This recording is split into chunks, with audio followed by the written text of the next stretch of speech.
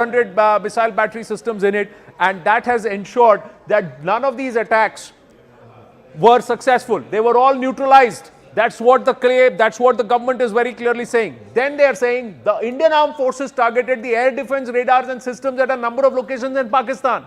They have not spelled out how many locations, but there were multiple locations, and the Indian response has been in the same domain with the same intensity as Pakistan. It's been reliably learned the air defense system at Lahore has been neutralized. Now add that to what the Pakistanis claim, that India had sent 12 drones and of which 9 were neutralized.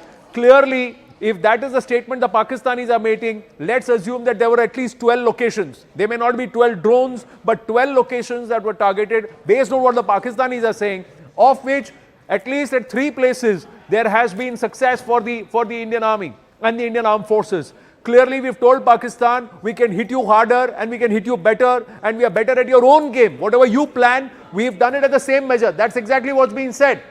Pakistan increased the intensity of unprovoked firing across the LOC using mortar, heavy artillery, caliber fire.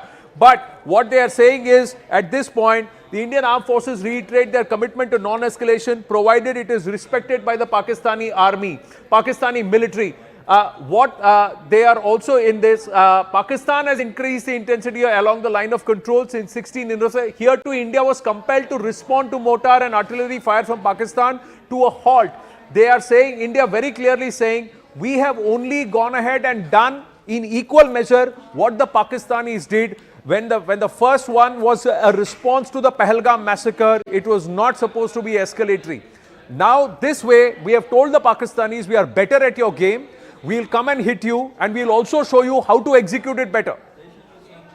Oh yes, absolutely. Let me quickly bring in Sushant Sareen into the conversation as well. Stay on with us, Anand. Sushant, what do you make of this? We were piecing this together for a while, but it stands confirmed. We have an official statement by the government on Pakistan's misadventure. Pakistan targeting as many as 50 locations well within the Indian territory. We've given it back. All of those attempts stand thwarted. So no damage has been done, is what the government has confirmed through the statement. Your view on what's happened the last few hours? Yeah, so clearly from the Pakistani side, they tried to escalate, but they tried to keep their escalation or their retaliation under a certain threshold. And so I think the Pakistani idea, which we can now try and piece together, was to try and hit back in India, assume that they'll be able to get away with it, they will cause some damage, they'll proclaim victory, and that will be their off-ramp. Now, what happened was that the Indians were prepared. So when the Pakistanis attacked, their attack has obviously been foiled. And because they then had the temerity or the audacity to attack Indian military targets or engage Indian military targets, and across the length and breadth of the IB and the LOC, the Indians have hit back. Within hours, the Indians have hit back. And clearly the hitting back by the Indians, the retaliation from the Indian side has been fairly effective and has actually got a lot more eyeballs than what the Pakistanis were attempting to do. So I think the plan of the Pakistanis to stay below a threshold so that, things don't spiral out of control has been thwarted. So once again, they are left with, a choice. Whether do they back down now, because even this press release, which has been released, makes it very clear that this response was proportionate. India is not wanting to escalate, but if the Pakistanis are going to try to do something, then the response will come from the Indian side, no question about it. So now again, the ball has been thrown back into the Pakistani court.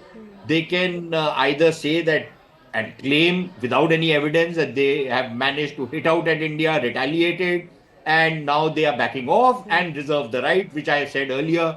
You can keep reserving a right. I don't care. As long as you don't exercise it. And if you exercise, then I'm going to hit you back.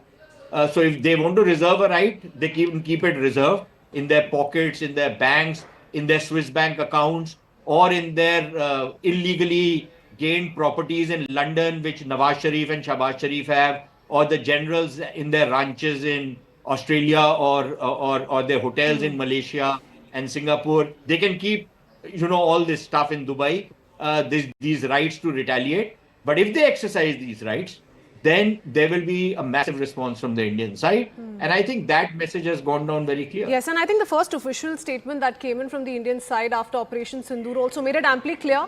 And Anand can come in on the same. The ministers, top ministers of NDA continue to reiterate the same. We do not want to escalate. Should Pakistan do it, we will retaliate. Yes, this is the line that I was looking for when I was last speaking, and our experts can dwell on these two aspects. One is it the first time, and perhaps the first time, that the S400 missile defense systems are being pressed into service, and they have proved to be so valuable and so effective? This is only one of the batteries. We are getting 3 batteries of S400s. So this is the line that says these were neutralized by the integrated counter UAS grid and the missile defense systems. So integrated counter UAS grid and air defense system, this is the first part, and this is the important line. Indian response has been in the same domain with same intensity as Pakistan. So this is the clarity, and this is the message, that now it's the next level of escalatory ladder, or Pakistan tries something. And then read that with the last line. Indian armed forces reiterate their commitment to non-escalation, provided it is respected by the Pakistani military. Now perhaps Bharatiya posture is, whatever the Pakistanis do, we will now give it back in equal measure. So if the Pakistanis decide to raise the level, we will do it in that level itself, and it will be telling. And twice now, it's been egg in the face for Asim Munir, because they were clueless about Operation Sindoor. And here, even in trying to say like to like at the same level of escalation, India has got better returns, because Lahore air defense system is damaged. For us, all our installations remain intact, and our air defense system and UAS grids have proven to be far more effective. So we can take this conversation forward with our experts, Kritzween. Back to you. All right. So let's quickly take it across to our experts who join us on this broadcast. We have Wing Commander Alok Sahai, defense expert, with us. So we're breaking a very exclusive bit of information that's been shared by the government. Wing Commander, your first thoughts. S400s seeing the light of the day. They've been used effectively against Pakistan and its misadventure, and the government has confirmed the same, that through the night, Pakistan did attempt to target as many as 15 locations in India. And we're not talking about the LOC, we're talking about locations well within the Indian territory, across the IB. Yes, I'll tell you, if the enemy is attacking our air defense centers, that means that they are planning in the next wave the air strikes, because before the air strikes, every country wants to neutralize the air defense system of the opposition. So probably they have a very sinister design in their mind, and that is why India did not wait. And we have taken the step forward from the morning, and as you know that there have been blasts at 12 centers, and these centers are not civilian centers. These are the centers of military importance in Pakistan. So S400 is the best air defense system globally. It has been recognized by all nations. So till we have S400, we have very credible strength with us as far as countering any aerial intrusion is concerned. But Pakistan will have to realize that these tactics and these designs will not work. If they want to escalate the level of conflict, then this conflict will spiral down to a level where Pakistan will not be able to retreat, and we will inflict very heavy blows. That Pakistan has witnessed the precision quality of our munitions in the first wave of attack and in the second wave of attack also. These are not normal munitions. These are loitering munitions. These are drones with very sophisticated equipment, and we have demonstrated that none of our equipment, none of our munitions were intercepted by Pakistani air defense. Secondly, the kind of missile technology which we have, as I have been emphasizing, Pakistan is forgetting that India has hypersonic missile also with a speed of approximately 8 to 10 Mach, and the range is approximately 1500 kilometers. And it is a very precision missile. So we have not used these deadly and lethal weapons yet. The ball is in the court of Pakistan. Okay. If they escalate, then we will not hesitate using our full strength. Thank you. Okay, Wing Commander, appreciate you sharing those thoughts. Stay on with us. Colonel V.N. Thapar joins us on the broadcast as well. Shortly, my colleague Rahul Shivshankar will be with us in the studios too. Now we're learning, Colonel Thapar, that in retaliation, Pakistan's air defense systems and radars have been destroyed. Do you think this explains what we were learning a little while earlier from Lahore, how there were reports trickling in of certain explosions that had rocked Lahore and Karachi, sir? Oh, yes, of course. I mean, what I understand is that this is not just going to be an escalation, a standoff kind of a war, like it is in Ukraine and Russia. We are so close to each other, face to face, that it is likely to escalate straight away into a full-fledged war. Okay. Rahul Shivshankar joins us on the broadcast as well. Rahul, would you see this as an extension of Operation Sindoor? India's made it amply clear, and we just heard it from our ministers. External Affairs Minister S. Jaishankar, Raksha Mantri Rajnath Singh. We do not wish to escalate this any further. We've taken down some of the key terror installations in Pakistan and POJK. We are not going to ramp this up unless you wish to do so. And Pakistan has made the first attempt, clearly stands defeated as we speak. Yeah, I think the operational part of what we need to focus on is that Operation Sindoor is on as long as Pakistan continues to provoke us in a manner that is not proportionate. So let's be very honest. Why has India reacted in this particular way? Because Pakistan reaction has not been proportionate. What did we do? And the army statement says that, and it's very, very clear. What did we do? We went into Pakistan and targeted terrorist infrastructure. We did not touch army infrastructure. We did not touch civilians. And we made it very clear, even in the press conference yesterday that took place at 10:30.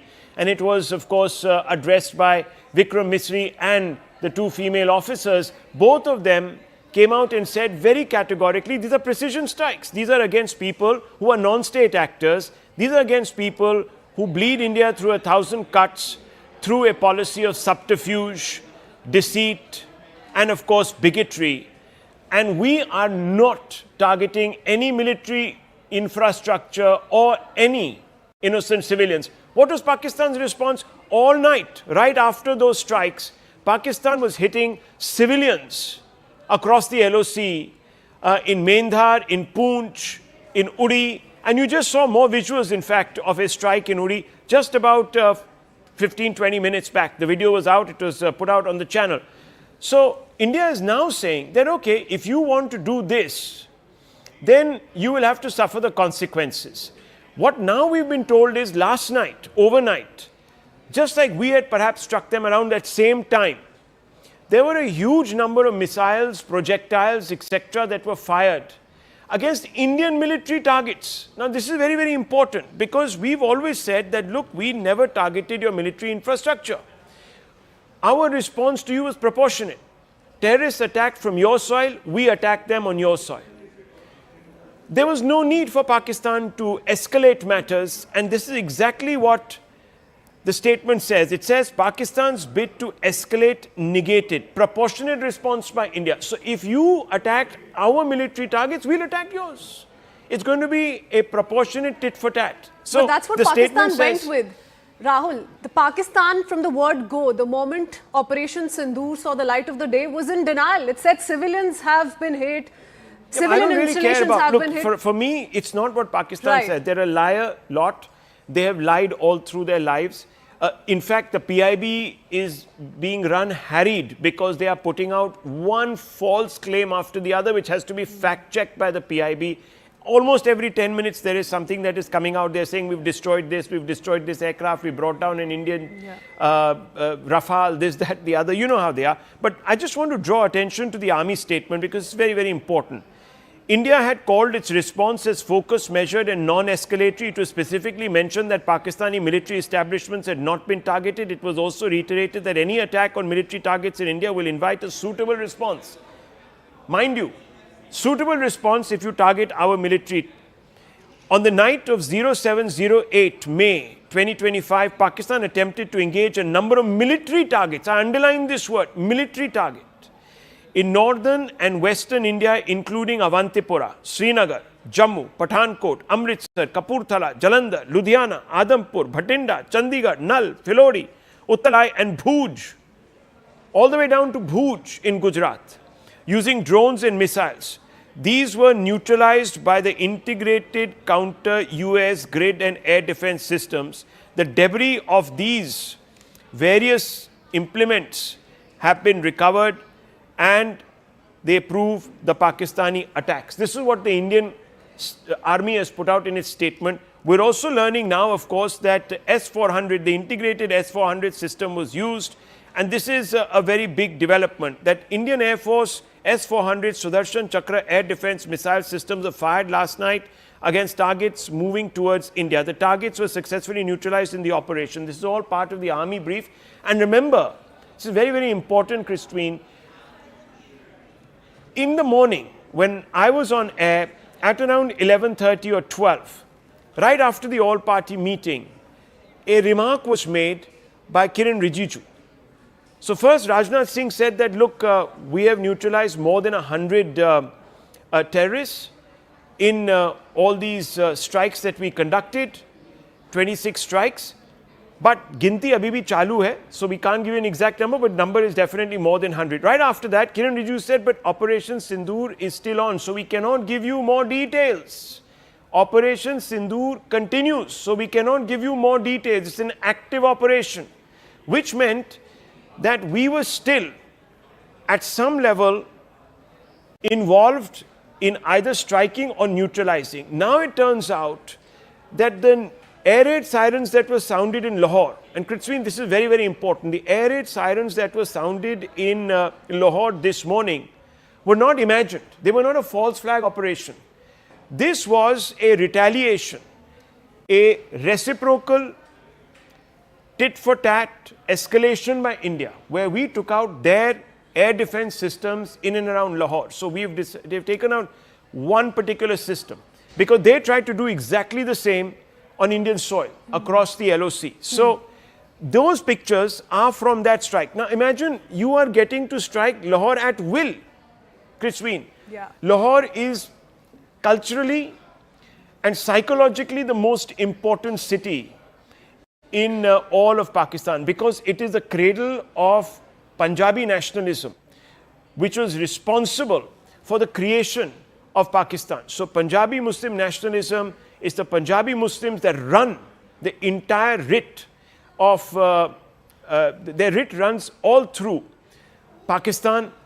They dominate every institution, from the military to the executive to civilian institutions. They are the most dominant strain in that entire country. There are 5 real, let's say, regional identities there. There's the Kashmiri identity, there is the Baloch, there is the Pashtun, there is the Sindhi, there is the Punjabi, and if you really want to really pull hair, then of course you're talking about the Gilgistanis and others who are in Skardu, etc. But that's a slightly different whole ball game and equation. But fundamentally, you're talking about making the Punjabi elite in Pakistan absolutely insecure. Every time they're going to step out of their home now, they're going to look skywards first, not at the road, at the sky. Upar se kuch girne to nahi wala.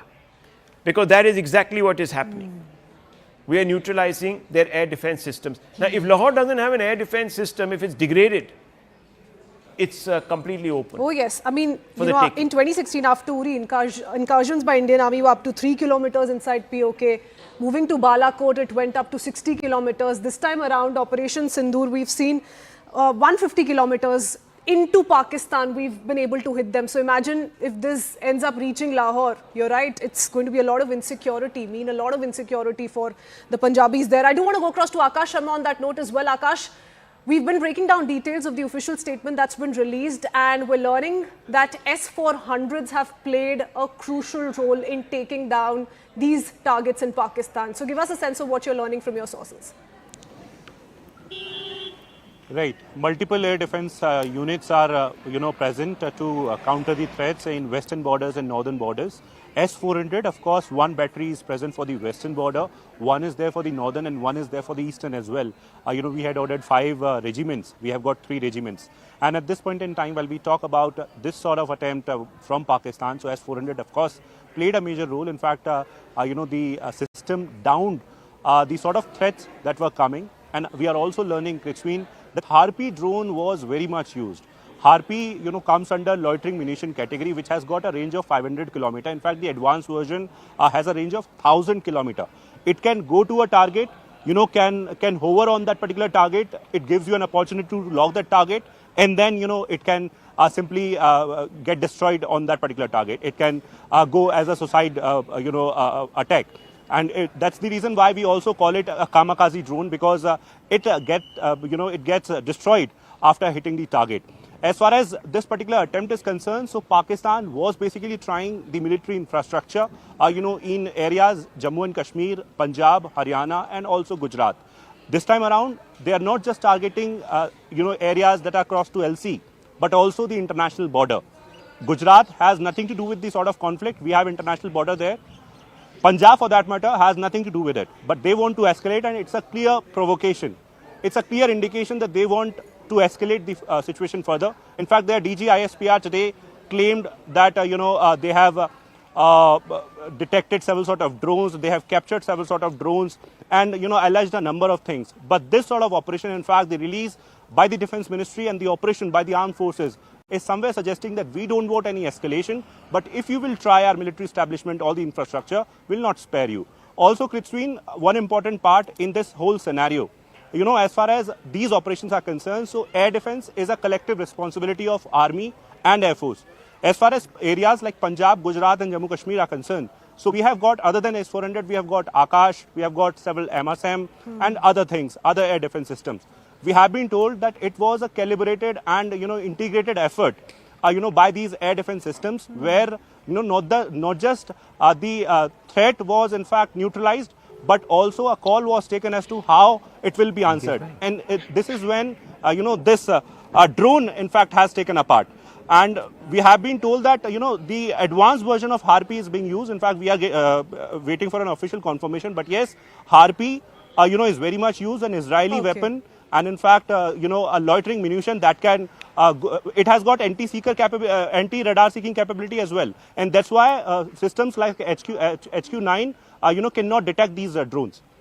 Okay, Akash, many thanks for that quick update. Wing Commander Alok Sahai, how do you look at this? It all makes sense now. We were putting out visuals earlier as well of the debris of the projectiles, Pakistani projectiles that were spotted in Amritsar. Now it all makes sense of what perhaps happened through the night and early this morning. What do you think is Pakistan's plan as we speak? What are they really trying to do? India's come out to talk about its intent very clearly. We've said why we went ahead with Operation Sindoor, the reasoning behind it, the intent, the target, and how none of the military or civilian installations were targeted through Operation Sindoor. What are they trying to do in your understanding, sir? See, there are two things. One is that one attempt is to save face within Pakistan. They can't show their face to Pakistani people the way they have been hit. Second is some of the knee-jerk reaction by senior military personnel or the political establishment. But I do not think political establishment will take such a strong decision, because we all know what type of strength, character strength Shahbaz Sharif has. So if the Pakistani military leadership tries to, some of the elements, they may try that we should attack, we should go for attacking Indian military establishments. So these are the two things. If it is just to save the face, then they would not have launched this kind of attack at so many places directed towards our military establishment. It is a clear-cut demonstration of their intention that they want to have a conflict with Indian army. And if that is the intention, which is very amply displayed by their act last night, then India has got every reason to tell the world that, look, we have not initiated the conflict with the Pakistani army. It is they who are initiating the conflict with us. So in the international forum, we are on a very strong platform that, look, initially we have struck only the terrorist targets, We have not touched the military establishment. If Pakistani army is touching and hitting our military establishment, then the ball is in their court, and they should be blamed for escalating the matter. Maybe it may very soon, if this goes on like this, it may lead to a full-scale war too. And that is what we are worried about, and we should be ready for that eventuality also. And that is why we need to prepare ourselves in every cities and towns, especially in the border states. And they have made the first wrong move already. Yes, it was defeated, it was taken down by the Indian Armed Forces, but they have gone ahead with a misadventure already. We're going to see how this plays out the next few hours. Once again, extremely crucial. Wing Commander Colonel V.N. Thapar, stay on with us. We'll be right back after a very quick break.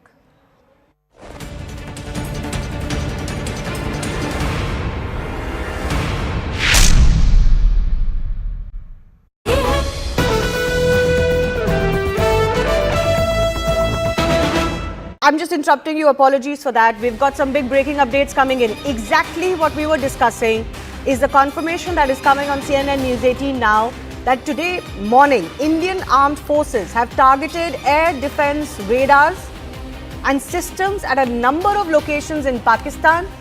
The Indian response has been the same domain and same intensity as Pakistan's.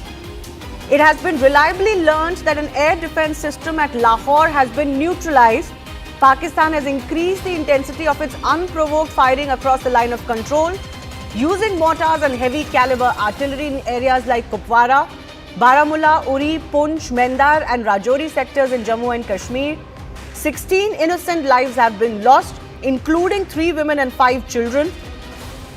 Here too, India was compelled to respond to bring mortar and artillery fire from Pakistan to a halt. Indian Armed Forces reiterate their commitment to non-escalation, provided it is respected by the Pakistani military. My colleague Akash is joining us on this. So finally, the confirmation coming in from the Indian Armed Forces, Akash. Yes, in fact, we were discussing that how, there is input that how the AD system of Pakistan has been destroyed, and now we are getting confirmation from the forces that how Pakistan tried to engage with the military infrastructure in different areas, in the areas that you rightly mentioned, Avantipura, Srinagar, Jammu, and in fact, Amritsar, Punjab area. Several military infrastructures, were targeted, but our AD system spotted these attempts, and in retaliation, Indian Armed Forces basically carried out these strikes where their radars and their AD system. We were talking about HQ-9, in fact, and now we are getting a confirmation that in our retaliation, Indian Armed Forces have successfully destroyed their air defense system and in fact their radars, their several radars. And this was in retaliation. It was categorically mentioned in the press conference, where a briefing was held for the Operation Sindoor, that we are not going to escalate it further. But if Pakistan will try to attack us or attack our establishment, infrastructure, then we will retaliate, and there would be a strong retaliation. And this is what is a strong retaliation, where the Indian Armed Forces have destroyed their AD system and in fact their radars that were very much placed, in locations close to border. In fact, one system in Lahore, has been destroyed. The statement says it has been reliably learnt that an air defense system at Lahore has been neutralised. Exactly some of the updates that we were getting earlier via sources. It has now been confirmed. And Akash, it's important to note, we are reading out that Ministry of Defence press release. The headline of that press release says Pakistan's bid to escalate negated and purport.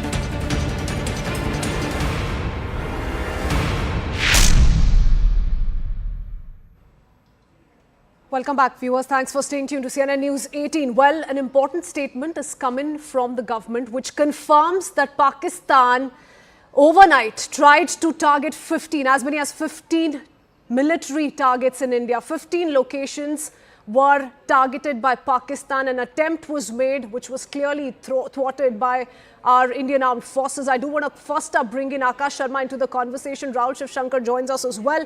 Akash, put in perspective the key takeaways of that statement. We do know about the 15 locations. Give us the names and tell us what the government has signaled via this press conference.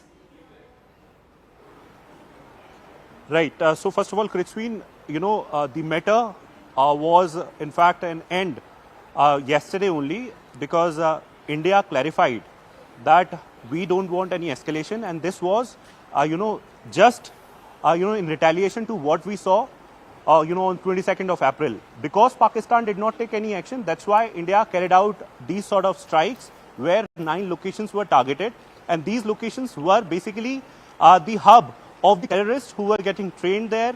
In fact, these places were used to recruit the youth, and other things were happening as well, and that's why India took action. It was clarified that we don't want escalation. That's why we did not touch your military establishment or infrastructure or civilian property.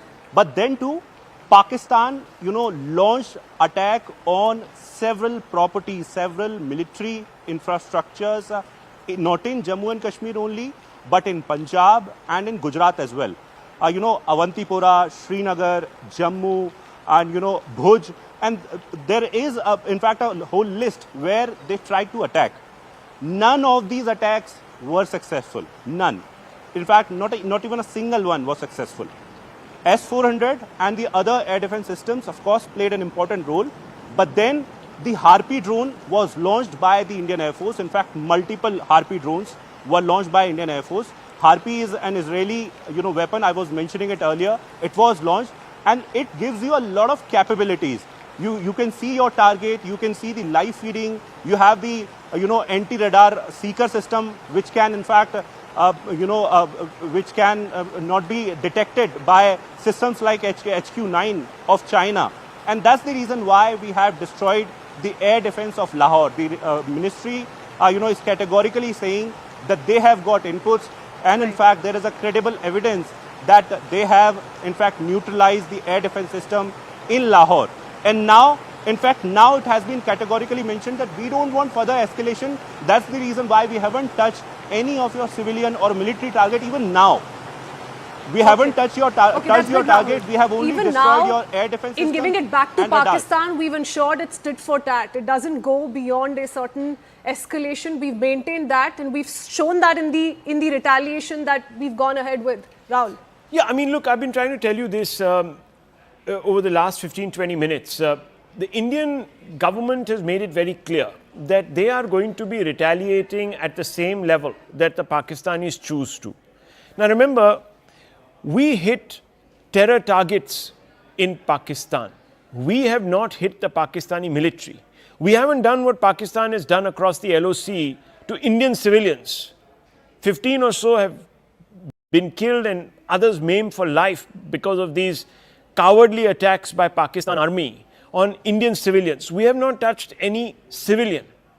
There has been, to the best of our knowledge, no collateral damage. And this was very well annotated by videographic evidence recorded at the time that the precision strikes were taking place. And it was relayed back real time. So you can't tamper that evidence. Now what has happened is that overnight Pakistan has decided, because we don't have terror infrastructure. So, I mean, there's no reciprocity between India and Pakistan. So if we attack their terror infrastructure, they are feeling extremely, the Pakistani army is being made to look very silly. Now they want to respond. What are they going to respond against? So they have decided to punish the Indian state. Look at the disproportionality here, Kritzween. We attack terror infrastructure, they want to punish the Indian state. Instead of being thankful to us for doing them a favor, getting rid of non-state actors that are rogue in their country, that bring constant embarrassment to Pakistan, they are punishing India for doing something that they should be doing in the first place and upholding international law. So you have a situation where Pakistan decides that it's going to target India at different places. It's going to use its aircraft and its missiles to take out Indian systems.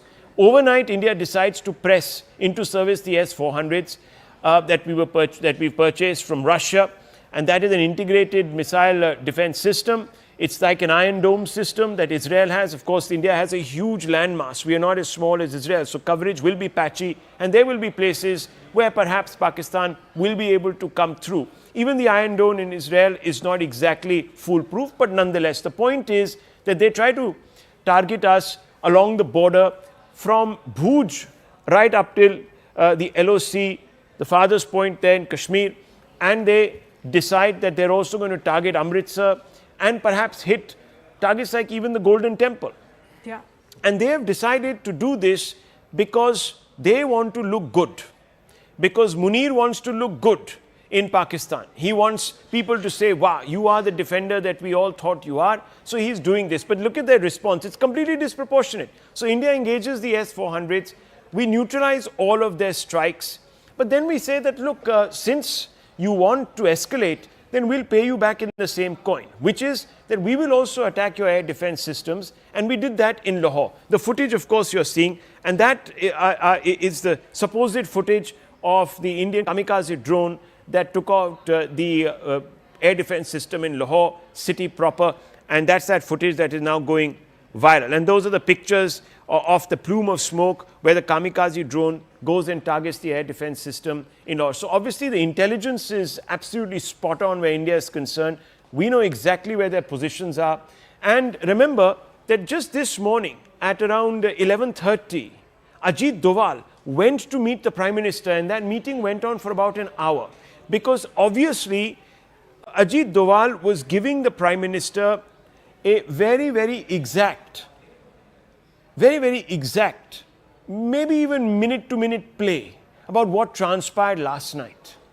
And as you can see, a large number of areas were being sought to be struck by Pakistan. In fact, I got a call at 12 o'clock at night saying that Sialkot is being hit, etc., on that side because there's been a proportionate response and there's mayhem all over the place. That debris that has fallen on the fields of Punjab, etc., are the remnants of what Pakistan tried to do to us, but did not succeed because of our great armed forces. Right. And we really have to salute them. They've been up to the task. We knew the response was coming. Late last evening in the Pakistani National Assembly and to Pakistan, the various people, the citizens of Pakistan, the Prime Minister there, Shahbaz Sharif, addressed the people, gave a national address, and he swore bloody murder, and he said, I'm going to come after the Indians, we're going to do this, retribution is going to be bad. And within minutes of that speech, they tried to hit us. They haven't succeeded. It tells you where Pakistan is at this moment. If they're relying on Chinese weapons, well, they're clearly playing with the wrong toys.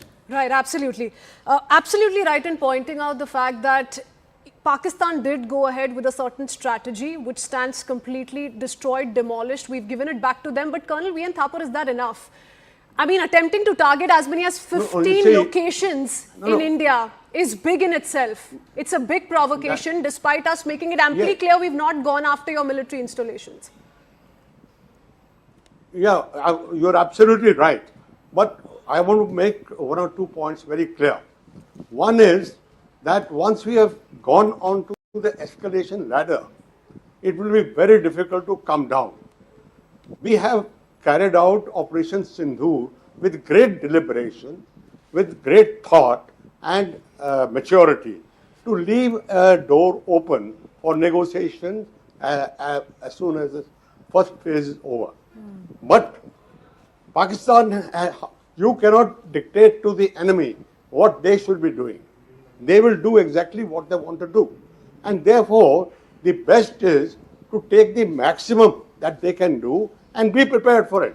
And I believe that once such high quality weapons are being used, the best in our arsenal, the best in their arsenal, the next is going to be an all-out conflict. And we should be ready for that.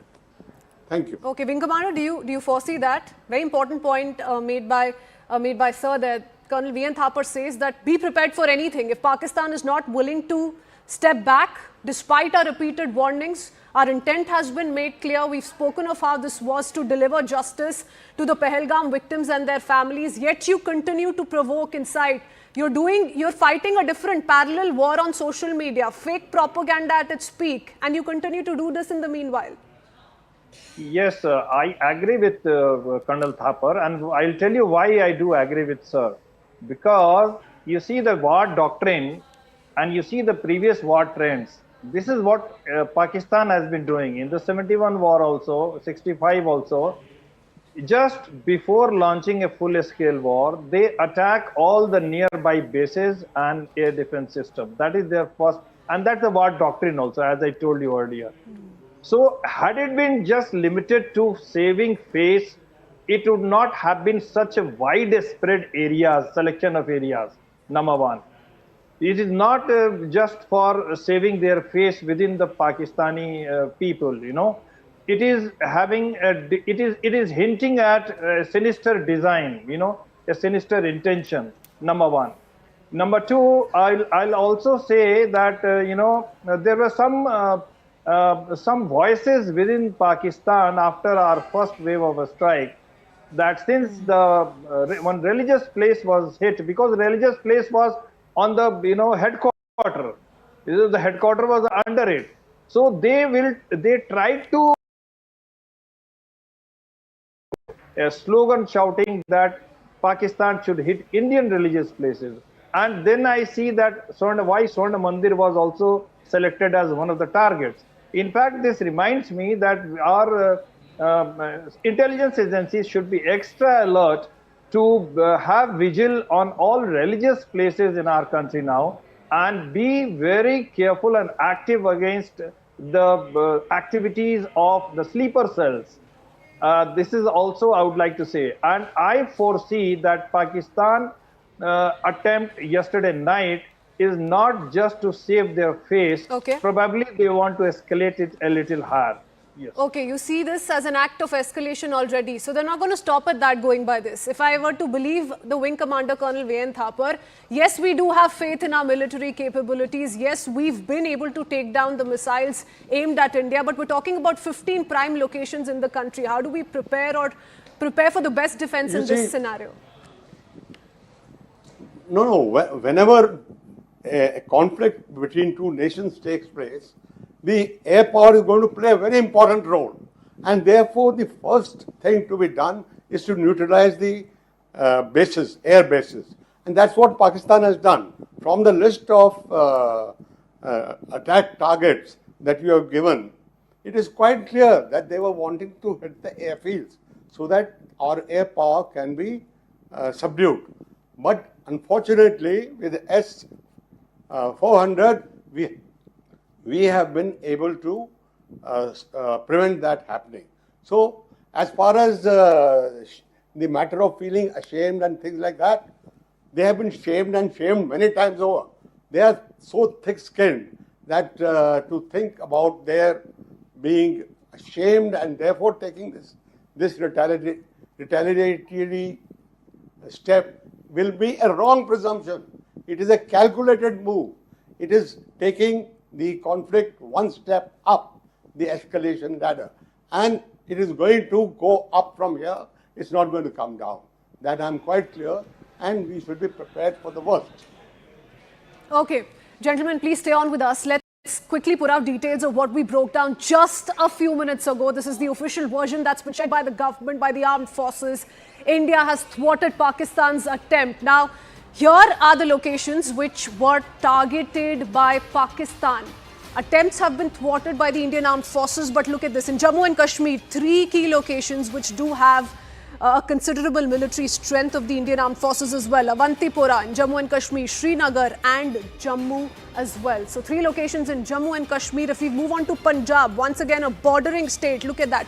Amritsar, Pathankot, Kapurthala, Jalandhar, Ludhiana, Adampur and Bathinda. Once again, many of these areas, remember, are bordering with Pakistan. All of them were attacked by Pakistan overnight, early this morning. Now, if we speak of more locations that we've learned, 15 locations in total. Remember, it also includes Chandigarh.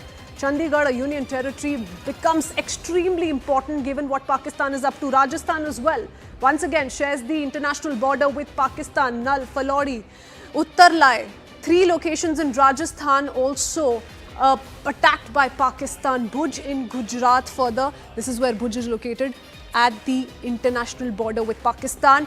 The 15th location to have been attacked by Pakistan. Now, we continue to reiterate and repeat that none of these attempts have seen success. They were completely demolished by the Indian Armed Forces. So Pakistan's tactics have failed once again, clearly failed, but 15 locations were targeted indeed.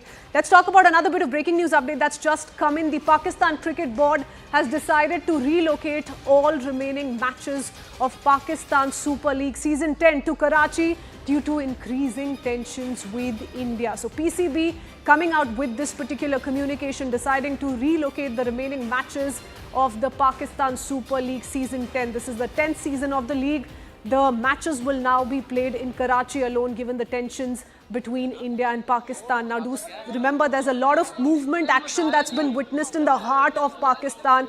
We're talking about Lahore also, witnessing certain explosions. Defense sources, of course, piecing the entire story together. Do remember, S400s, as per sources in the Ministry of Defense, have played a crucial role in damaging the Pakistani air defense system, and those explosions could pretty much be linked to the statement that's been shared by the government now. But this is the latest bit of breaking news update coming in. In the wake of these developments, the PCB deciding to relocate all remaining matches of Pakistan Super League to Karachi.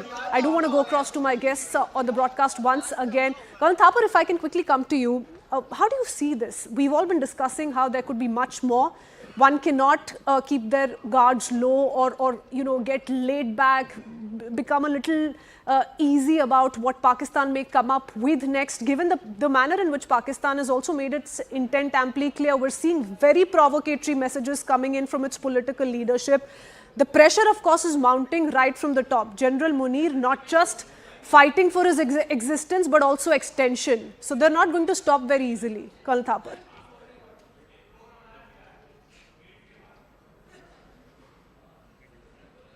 Okay, I believe there's some audio issue with Colonel Thapar. I do want to go across to the Wing Commander on that note. Wing Commander, your assessment. How do you see this going forward? Can you say once again, please? Because Wing Commander, just meaning to ask, given the manner in which we've seen an escalation now from Pakistan attempting to target as many as 15 locations, military locations in India, not succeeding in it, Indian defense capability, at display in thwarting all of those attempts. So the Indian Armed Forces speaking through its military capabilities once again, but Pakistan isn't seemingly in a mood to back down either. They're trying to create a fake perception, a perception of how civilians have been hit hard by Operation Sindoor, a perception of how they have also been able to cause significant damage to Indian military assets, which is not the truth. We've been fact-checking each of those lies. Yes, you see how blatant they are in their approach, that the world sees, the whole world saw that we attacked the only military, only terrorist organizations. And whereas they are taking the risk of taking a full-scale escalated war with India just because their puppets, their terrorists were attacked. So this shows a very clear and deep bond between the Pakistani establishment and the terrorists. You see, all these activities of Pakistani army and Pakistani leadership is just because their terrorist centers have been hit. So what else can be proven to the world? I mean, it is very clear example, very clear proof that Pakistani establishment has nurtured them, has given birth to these organizations, and giving full support and munitions and protecting them within their own country. So, and this act of Pakistan is a clear act of escalation, and I'm sure Indian military will not take it lying down.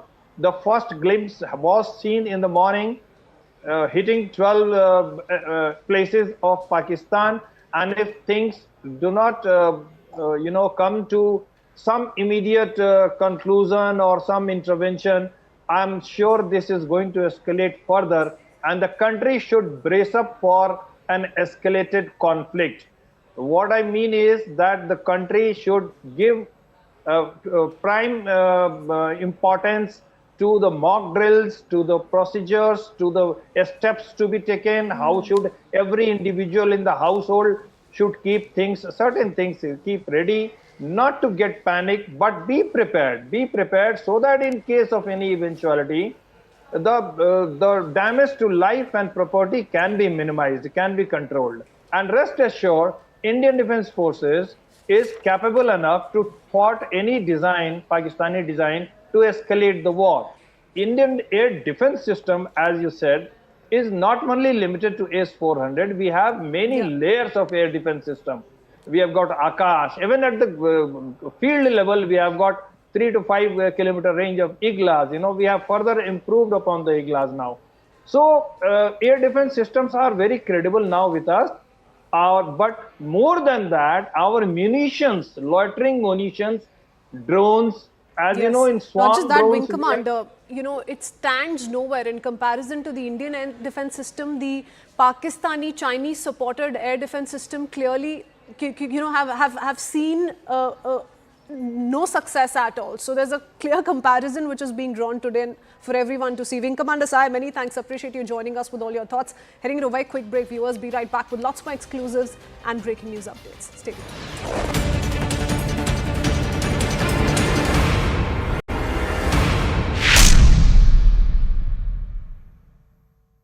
Yes!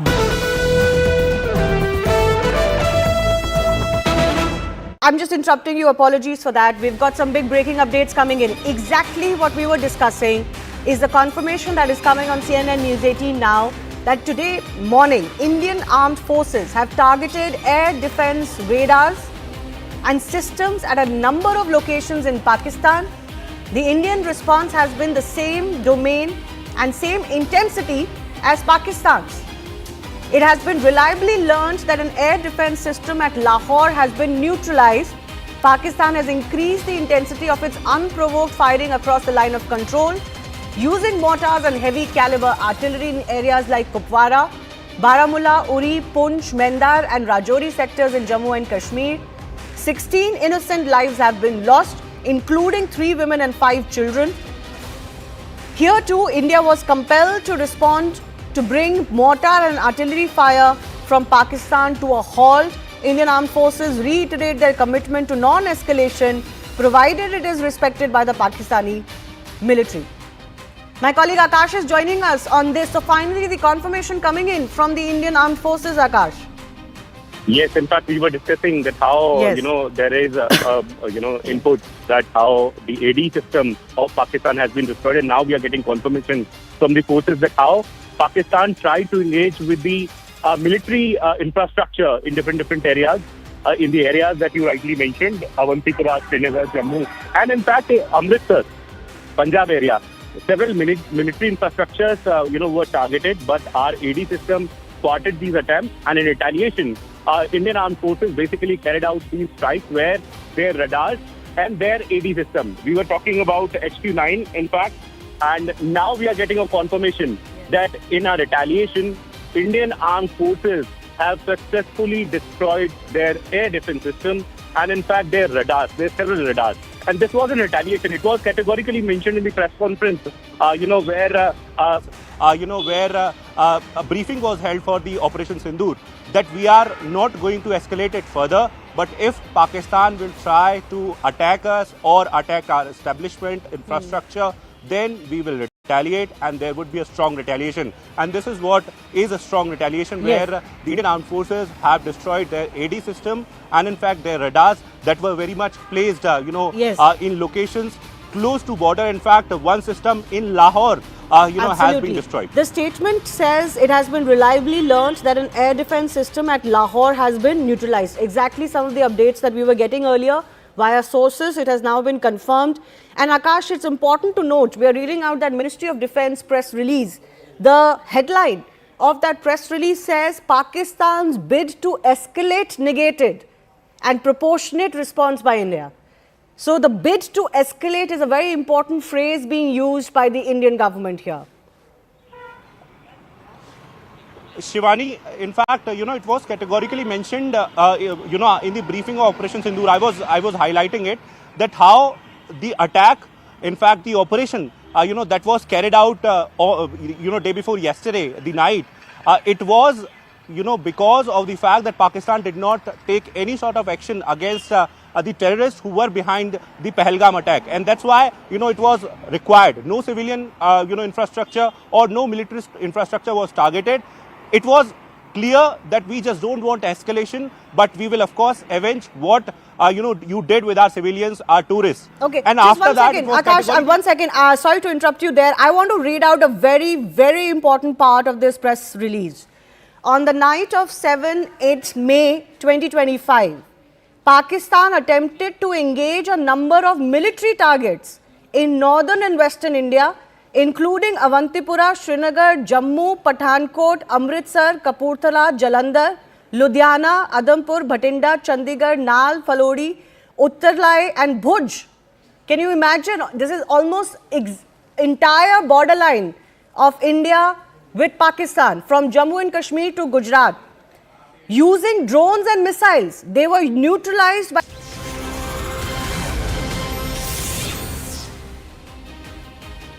Hello, a very good evening. Thanks for staying tuned to CNN News 18. I'm Prithween Walia. First up, we start with the day's big headlines. India has carried out a precise retaliatory strike on Pakistani military assets after a major overnight attempt by Pakistan to target Indian military installations using drones and missiles. The Indian Air Force fired its S400 air defense systems and foiled an aerial attack by Pakistan in retaliation to Operation Sindoor. US Consulate General in Lahore, Pakistan has directed its staff to shelter in places amid reports of drone explosions, downed drones and possible airspace incursions. Pakistan Cricket Board has decided to relocate all remaining matches of Pakistan Super League Season 10 to Karachi due to increasing tensions with India.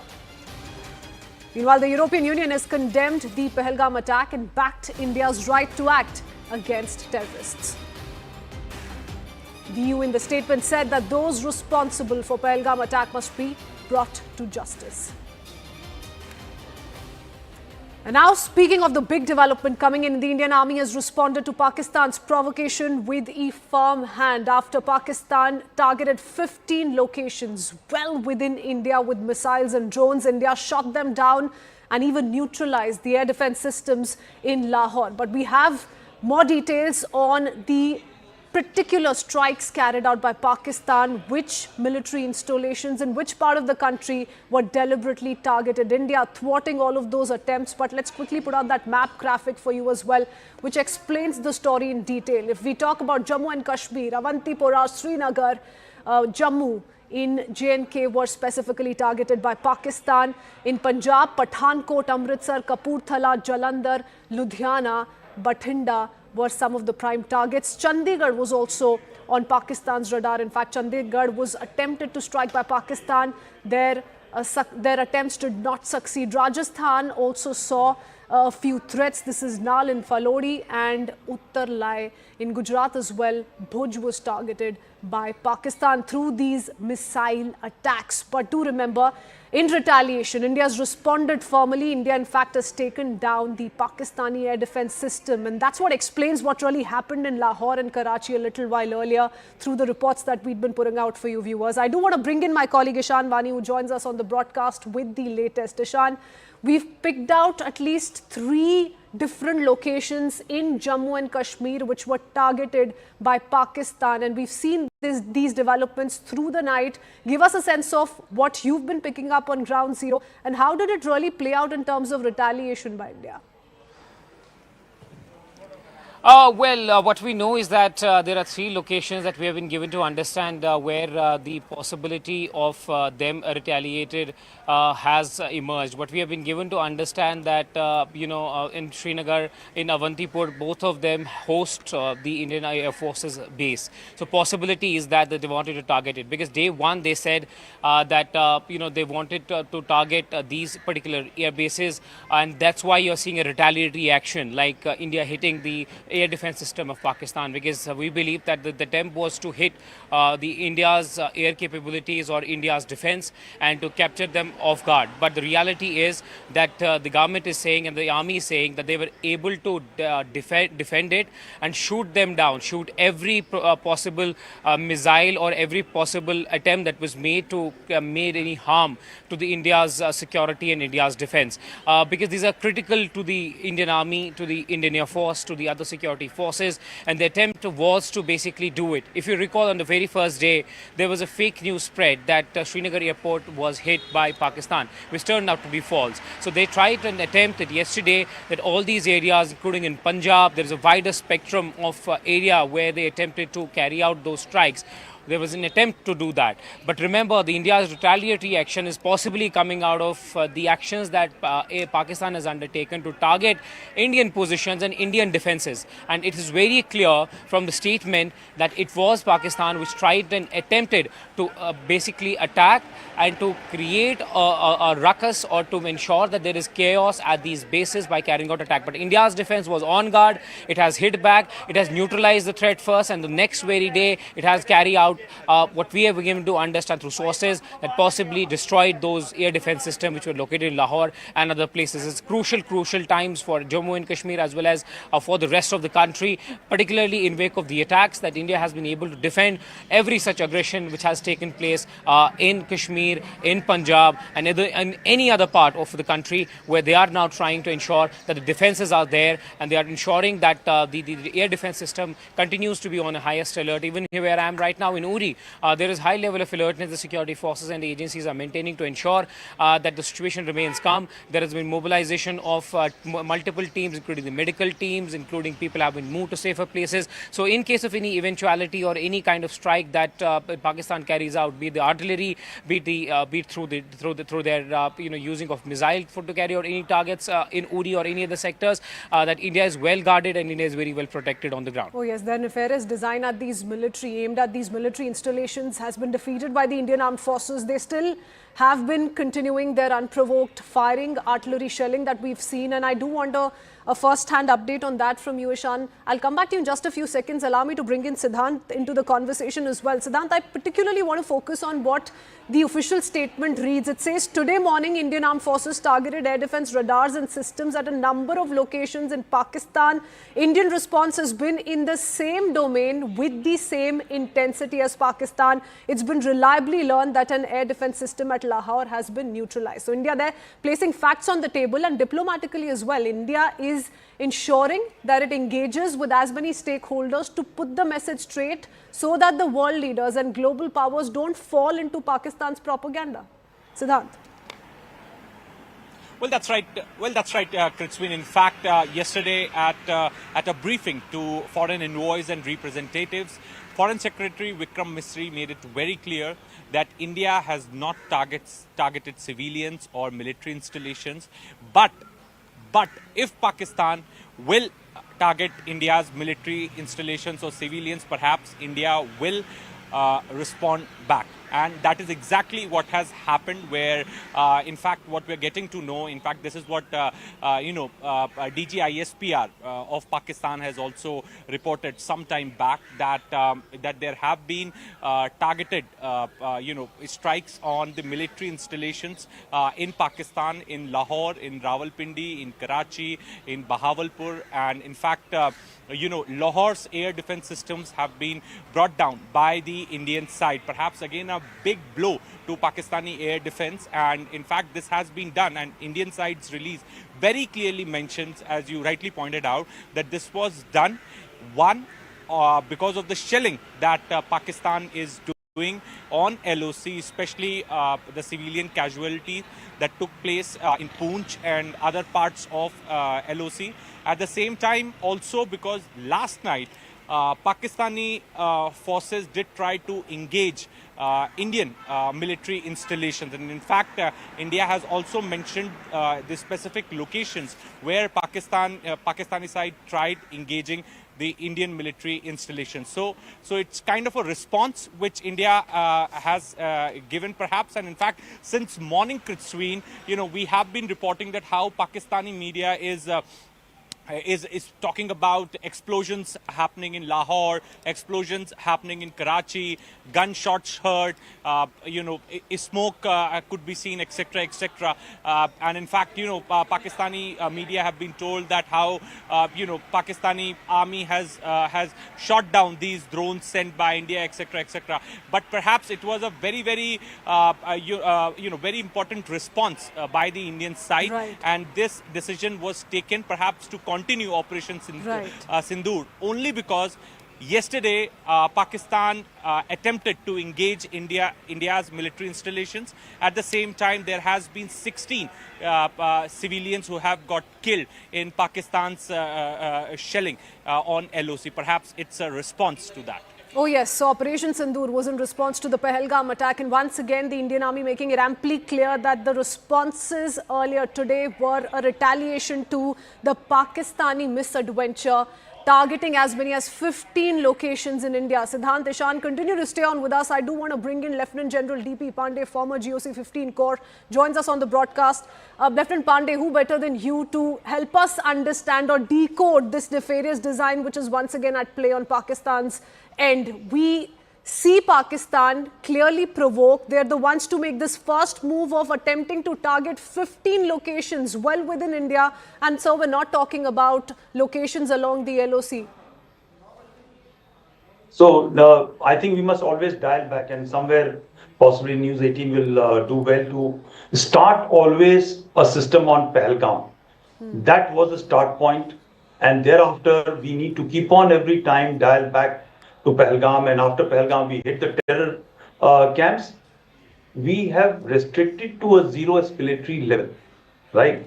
Avoiding military stuff or civilian targets. What has Pakistan done? Pakistan immediately responded by killing civilians. In Poonch, in minority people, Sikhs, Kashmiri Muslims, all across, trying to hit population centers, very, very deliberate and calculated manner. What they have done thereafter is very surprising, that they tried to hit military targets here and after in the night, which has been now informed, and debris have been also recovered. 15 targets.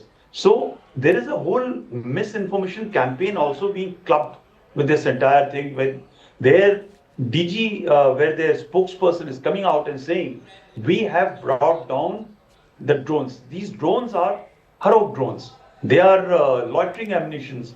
They are controlled by a man on command to hit military targets or the targets which appear or we want to hit. So we need to link back in the entire cycle of operations which the Pakistanis are doing, that there is also a very deliberate disinformation, misinformation campaign going on. So while they try to hit the military targets which have been neutralized, India has scaled up and has only responded in an equitable measure, very deliberate on military installations. There has been hardly any casualties or no casualties reported of civilians yet. And very important achievement, I guess, when you take out an AD establishment, an AD system, is a very, very major success for Indian forces, not very easy to do. So there is a very calibration which is being done to tell the world that, look, we are responsible power as compared, or, well, of course, it's known, but we continue to maintain our system of escalation ladder very, very clear for everybody to know. Yes, and they're heavily relying, Lieutenant General Pandey, on this kind of a disinformation war also because they have no right reason to engage with India. India has many reasons to give it back to Pakistan with none left with them. Lieutenant General Pandey, allow me a few moments. I do want to put our focus back to another bit of breaking news update that's just come in. Pakistan MP, we're learning, broke down in the National Assembly and he was pleading for the conflict to stop. He says, we must try to save Pakistan. So this is a Pakistan MP now banking on prayers to save his own country. Listen in. तो इसलिए जनाब speaker ये बात waza कर देनी चाहिए, हमारी कौम यकजा है। मैं इन सब से कहूँगा कि मिल के चलो और अपने रब से रजू करो। रब काबा, हम तेरे आगे दरख्वास्त करते हैं, इस मुल्क की हिफाजत फरमाना जो तूने हमें अता किया है, और ये नबी सल्लल्लाहु अलैहि वसल्लम की दुआओं का है। आपने कायदे आज़म को इंग्लैंड में मुलाकात की, ख्वाब में आए और उनको कहा कि जाओ वापस और जाके पाकिस्तान का मामला हल करो। आप खान अफ़क़लात को ख्वाब में आके ये हुक्म दिया कि तुमने पाकिस्तान की सरना ये मुल्क बन के रहेगा और तुमने तो ये ऐसा बड़ा मौजज़ा है कि अल्लाह पाक ने ये हमें अता किया है और अल्लाह पाक इस मुल्क की हिफाजत फरमाएंगे। दुनिया में जहां भी देखें शायद हमारी कमी है, हम मजबूर हैं, हम गुनाहगार हैं, लेकिन रब्बे काबा हम तेरे हबीब के उम्मती हैं, खुदा का वास्ता हमसे रहम का मौला फरमा। आप चले जाएं, उधर फिलिस्तीन में चले जाएं, कश्मीर में चले जाएं, जहां भी जाएंगे मुसलमानों के साथ वो ऐसे रो रहा है जो हम सोच भी नहीं सकते हैं। तो तू हमें माफ कर दे हम तेरे आगे सर झुकाते हैं, माफी मांगते हैं। नहीं, इसमें दो राय नहीं है मौला कि हम बड़े गुनाहगार हैं, लेकिन तेरी रहमत बहुत वसी है। तू रहमत का एक जर्रा भी भेजेगा हमारी तरफ तो इंशाल्लाह हमारी कामयाबी होगी। और दुआ करते हैं रब काबा कि इस मुल्क की हिफाजत फरा और हमें दुश्मनों पर जो है वो फकीर अता फरमा और हमें उनको सरनगू करने की ताकत अता फरमा। मैं दुआ गो हूँ आर्म फोर्सेस के लिए, पाकिस्तानियों के लिए कि अल्लाह पाक हम सब की हिफाजत फरमाए और हमें आपस में जोड़ के रखे।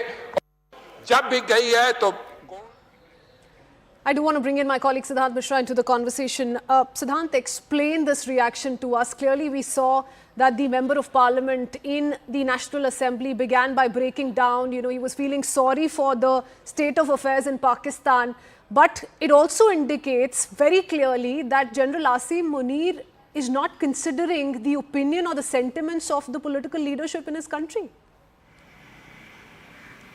Well, that's right, Kritswin, and in fact, this has been going on from a very, very long time. People of Pakistan, the Awam of Pakistan hate Asim Munir and Mia Shehbaz Sharif. In fact, they have to say that even if you talk to them, they will tell you that how Shehbaz Sharif has stolen the mandate, and in fact, he is the puppet prime minister.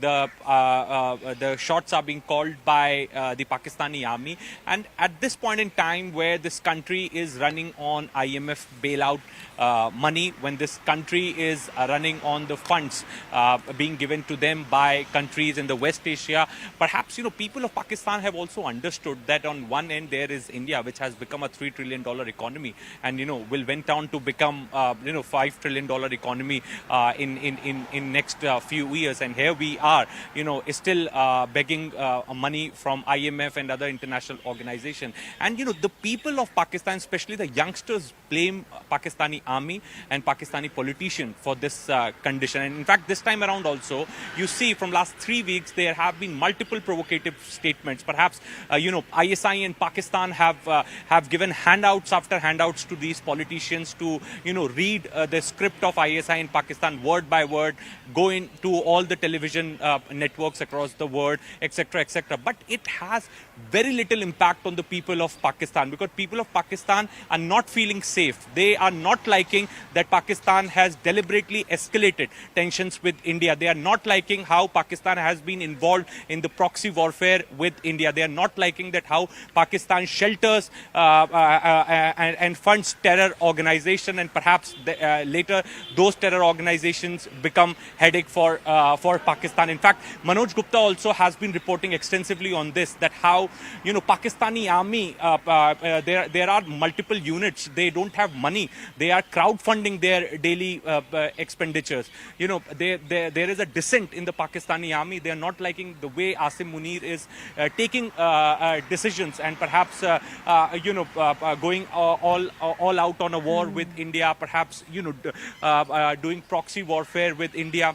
Also, Kritsween, the traditional army doesn't have funds, because all the funds are being diverted for the proxy warfare against India. So that is also one thing which people in Pakistan are not liking. That is also one thing which Pakistani army is not liking. And today you see how from 2019 to 2025 India has evolved, perhaps has gone up as far as its capacity and capabilities are concerned. And perhaps this is the reason that this time around India used long standoff systems perhaps to hit the enemy targets in Pakistan. And in fact, these sophisticated drones have been used, S400s have been used. So, India has gone far way ahead of Pakistan as far as defense capacities and capabilities are concerned, because India has always given importance to the traditional army, to the traditional armed forces. India doesn't believe in proxy warfare, and today you are seeing the result, that how when they tried engaging engaging with our military installations last night. Last night, perhaps they were shot down by S400, and today, when Indian side went inside and perhaps damaged their military installations, and in fact, Lahore air defense systems have been brought down by the Indian side. So this it says a lot about how India has gone far more ahead of Pakistan in terms of its capabilities, armed forces capabilities, and in fact, talk about Indian Navy, Indian Army, Indian Air Force. So this is what even this is something which the people of Pakistan are also realizing. Their politicians, and in the Awam and that's why it's become a battle of survival for General Asim down. Munir, isn't it, Siddhant? Stay on with us. I do want to take that to Lieutenant General D.P. Pandey as well.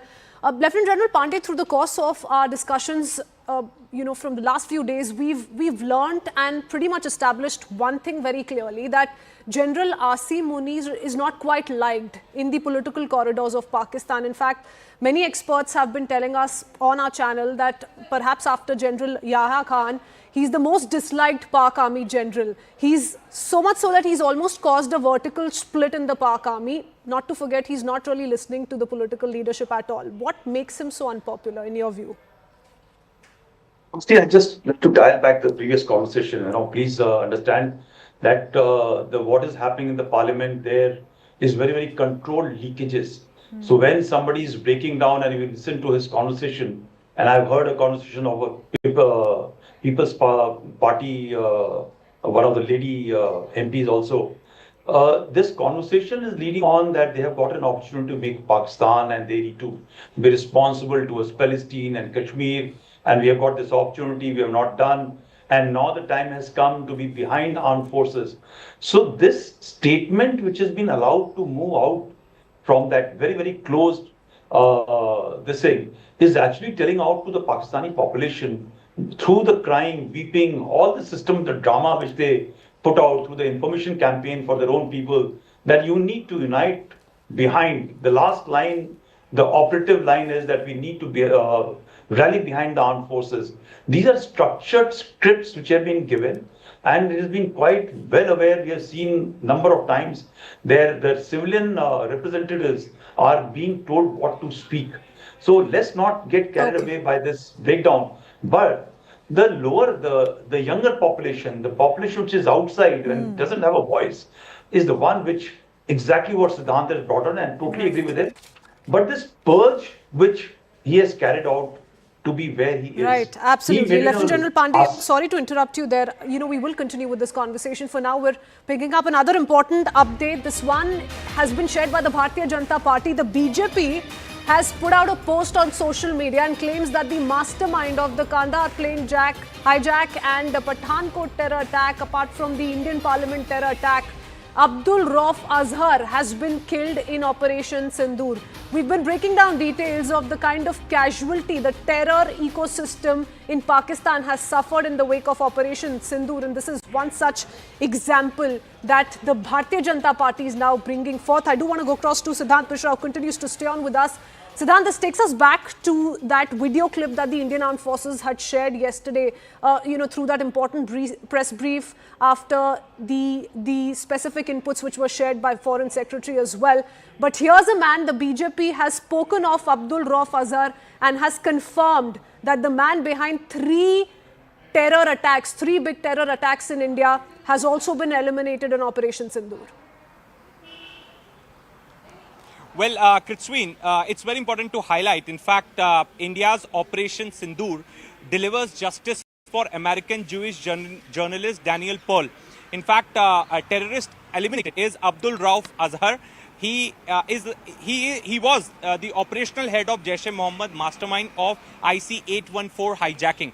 In fact, how India has avenged the killing of Daniel Pearl, I would explain that.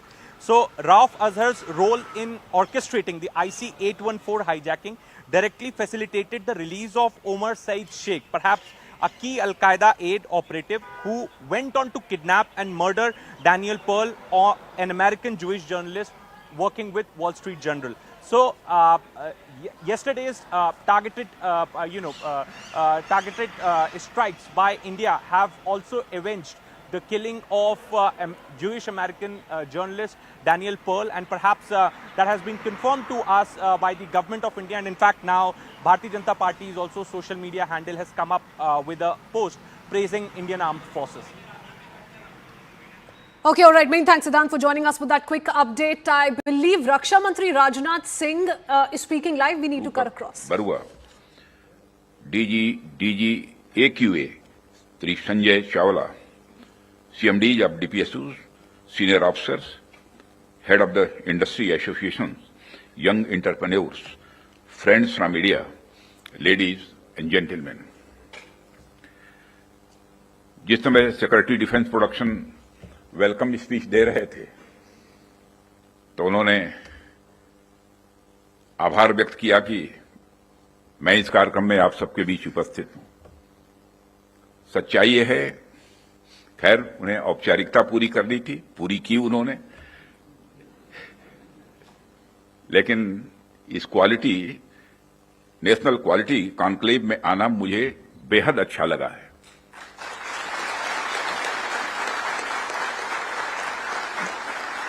वैसे ordinary conclave में तो हम लोग जाते रहते हैं, तो quality conclave में आने में क्या आपत्ति हो सकती है।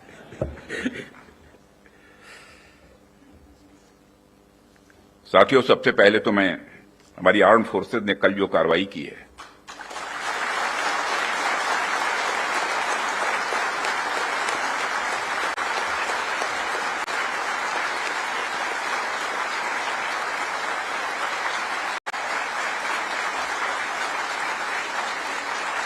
और जय हिंद जो शौर्य और पराक्रम दिखाया है उसके लिए मैं हृदय से बधाई देता हूं। पाकिस्तान और पीओके में जिस तरह से हमारी आर्म्ड फोर्सेज ने टेरर कैंप्स को नेस्त नाबूद किया है वो हम सबके लिए एक गौरव का विषय है।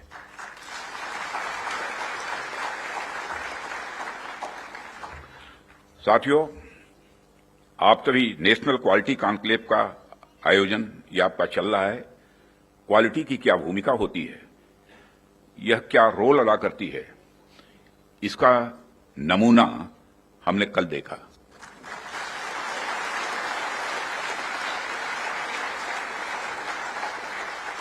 जिस प्रेसीजन के साथ यानी जिस सटीकता के साथ ऑपरेशन सिंदूर एग्जीक्यूट किया गया वह अनइमेजिनेबल है, बहुत ही सराहनीय है।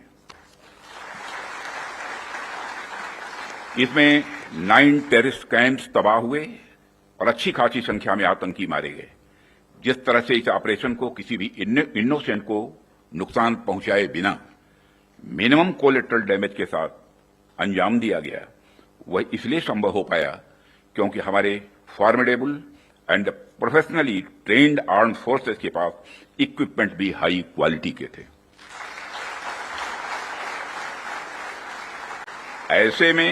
ऐसे में इस क्वालिटी कॉन्क्लेव को मैं बड़े महत्वपूर्ण कॉन्क्लेव के रूप में देखता हूं।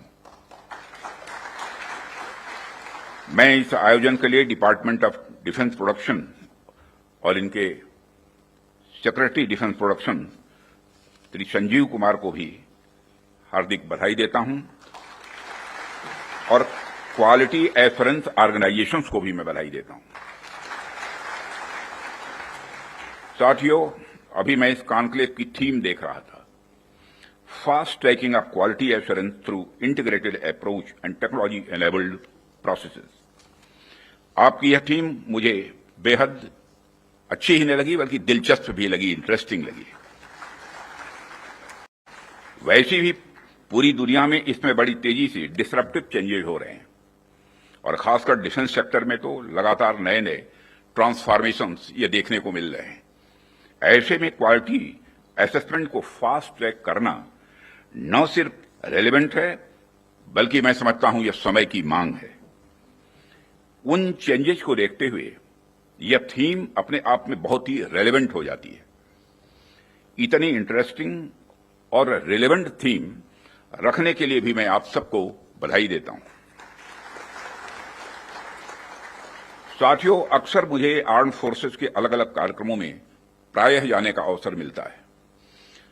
रिसर्च एंड डेवलपमेंट ऑर्गेनाइजेशंस के इवेंट्स में जाने का भी अवसर मिलता रहता है। प्राइवेट सेक्टर द्वारा आयोजित कार्यक्रमों में भी मैं प्रायः जाता ही रहता हूं। परंतु आज का यह जो मंच है, यह अपने आप में बड़ा अलग है और एक विशिष्ट मंच है। मैं ये देख रहा हूं कि यहां कई सारे लोग हैं जो अलग अलग फील्ड्स में महारत जिन्होंने हासिल की है, महारथी बैठे हैं यहां। इसलिए मुझे लगता है कि आज की हमारी बातचीत भी कई मायनों में विशेष होने वाली है। साथियों, इस क्वालिटी कॉन्क्लेव की महत्ता और आवश्यकता पर तो मैं आगे चर्चा करूंगा ही, परंतु पहले मैं आपको कुछ ऐसे बिंदुओं से, कुछ ऐसे पॉइंट से अवगत कराना चाहूंगा जो हमारी सरकार की प्रायोरिटीज से जुड़े हुए हैं। 2014 में माननीय प्रधानमंत्री जी के नेतृत्व में हमारी सरकार आने के बाद प्रधानमंत्री जी ने हमें एक अत्यंत महत्वपूर्ण सूत्र प्रदान किया। उन्होंने शुरुआत में ही डिफेंस प्रोडक्शन सेक्टर के एम्पावरमेंट पर विशेष बल दिया। उन्होंने जो सूत्र दिया उसके पीछे की फिलॉसफी थी डिफेंस सॉवरेंटी। डिफेंस सॉवरेंटी का मतलब कि जब तक कोई देश अपनी डिफेंस नीड्स में कैपेबल तथा सेल्फ रिलायंट नहीं होता, तब तक उसकी आजादी पूरी तरह से नहीं मानी जा सकती। जब तक हम अपनी सुरक्षा के लिए इंपोर्ट पर डिपेंडेंट रहेंगे, तब तक कहीं न कहीं हमारी आत्मशक्ति में अधूरापन रहेगा। ये अगर हम अपने हथियार और रक्षा उपकरण विदेशों से खरीदते हैं तो इसका मतलब है कि हम अपनी सुरक्षा को आउटसोर्स कर रहे हैं और उसे किसी और के भरोसे छोड़ रहे हैं। यह बात लॉन्ग रन में सही नहीं हो सकती। हमारी सरकार ने इस विषय पर गंभीरता से सोचा और आत्मनिर्भरता हासिल करने का निर्णायक कदम भी उठाया है। आप सब तो जानते हैं कि देश में पहले से ही ऑर्डिनेंस फैक्ट्रीज का एक इंडिजिनस सिस्टम रहा है और इन फैक्ट्रीज ने एक समय पर बेहतरीन काम किया और देश की सुरक्षा जरूरतों को पूरा करने में बहुत ही अहम भूमिका निभाई हुई है। इनके अलावा हमारे पास डिफेंस पीएसयूज का भी एक मजबूत इकोसिस्टम पहले से ही है। हमारी सरकार ने डिफेंस प्रोडक्शन में क्वालिटी और क्वांटिटी दोनों पर समान रूप से बल दिया है। इसी दिशा में कई क्रांतिकारी कदम उठाए गए, जिनमें से कुछ महत्वपूर्ण कदमों का उल्लेख मैं यहां करना चाहूंगा। ऑर्डिनेंस फैक्ट्रीज का कॉर्पोरेटाइजेशन उनमें से एक अत्यंत महत्वपूर्ण कदम रहा है, जिसे हमने इंश्योर किया ताकि कम समय में ही डिफेंस प्रोडक्शन में व्यापक सुधार हो सके। यहां मैं जरूर बताना चाहूंगा कि ऑर्डिनेंस फैक्ट्रीज का कॉर्पोरेटाइजेशन हमारे लिए कोई बहुत सरल प्रक्रिया नहीं थी। इसमें अनेक जटिल प्रश्न थे और चैलेंजेज भी थे, परंतु हमने इसे इसलिए लागू किया क्योंकि यह एक अर्जेंट रिफॉर्म था। अब प्रश्न उठता है कि यह अर्जेंट क्यों था। इसका एक बड़ा कारण था क्वालिटी। आप सभी स्पेशलिस्ट के समक्ष मैं यह कह सकता हूं कि सरकार ने क्वालिटी को अपना प्रायोरिटी रिफॉर्म एजेंडा बनाया है। हमने क्वालिटी इंप्रूवमेंट को ही टारगेट करते हुए ऑर्डिनेंस फैक्ट्रीज का कॉर्पोरेटाइजेशन किया। तब से लेकर आज तक डिफेंस पीएसयूज ने लगातार सुधार किया है और कॉर्पोरेटाइजेशन के पश्चात क्वालिटी प्रोडक्शन को लगातार आगे बढ़ाने का प्रयास भी किया गया है और आज ये डीपीएसयू इंटरनेशनली कॉम्पिटिटिव हो रहे हैं। आज ये अपने रिसर्च एंड डेवलपमेंट पर भी अच्छा फोकस कर रहे हैं। आज ये ऑर्गेनाइजेशन पहले से कहीं ज्यादा वाइब्रेंट और एक्सपोर्ट ओरिएंटेड हो रहे हैं। वैसे तो अभी कुछ कार्य बाकी है, पर मैं इतना जरूर आश्वस्त हूं कि जिस प्रकार पब्लिक सेक्टर में रिफॉर्म के लिए हम प्रयासरत हैं, वह हमें आने वाले समय में काफी अच्छे रिजल्ट्स देने वाला है। साथियों, पब्लिक सेक्टर के डेवलपमेंट के पीछे हमारा एक ही उद्देश्य भी रहा है कि एक healthy competitive private defence ecosystem का विकास किया जाए, जो अपनी क्वालिटी के माध्यम से देश की सुरक्षा को और अधिक मजबूत बनाए। जैसा कि हम सभी जानते हैं कि क्वालिटी को लेकर प्राइवेट सेक्टर की अपनी एक अच्छी खासी इमेज होती है। किसी भी क्षेत्र में प्राइवेट सेक्टर अपनी गुणवत्ता के लिए जाना जाता है। आज चाहे बड़े प्लेटफॉर्म्स हों या सिस्टम्स, एमएसएमईज हों या स्टार्टअप्स, हमने ऐसा प्राइवेट इंडस्ट्रियल बेस तैयार किया है जो देश के डिफेंस सेक्टर के विकास में सक्रिय भागीदार बन रहा है और उसे सशक्त कर रहा है। आज रिलीज होने वाले इंडस्ट्री 4 को भी मैं इसी संदर्भ में देख रहा हूं। यह निश्चित रूप से हमें स्मार्ट मैन्युफैक्चरिंग के एक ऐसे एरा में ले जाएगा जहां से हमारे लिए कई नए डायमेंशंस खुलेंगे। इसी तरह जो दूसरे मैनुअल्स आज रिलीज हो रहे हैं हुए हैं, जो एमओयू साइन हुए हैं, उनको भी मैं इसी कंटेक्स्ट में देखता हूं। ये सभी प्रयास केवल सरकार के प्रयास नहीं हैं, बल्कि आप सभी का मिला जुला प्रयास इसमें शामिल है, इसीलिए यह संभव हो पा रहा है। साथियों, जैसा कि आप सभी जानते हैं, आज की दुनिया में सिर्फ प्रोडक्ट नहीं बल्कि एक मजबूत ब्रांड वैल्यू भी जरूरी है। जब मार्केट में असिमेट्रिक इंफॉर्मेशन फैली होती है तब कंज्यूमर भ्रमित हो जाता है, कंफ्यूज हो जाता है। ऐसे में वही ब्रांड सफल होता है जो कंसिस्टेंट क्वालिटी और रिलायबिलिटी का भरोसा देता है।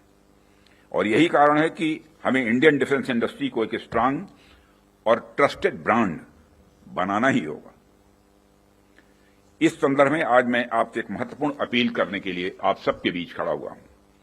यह अपील है एक मजबूत वर्ल्ड लीडिंग और state of the art brand India का निर्माण।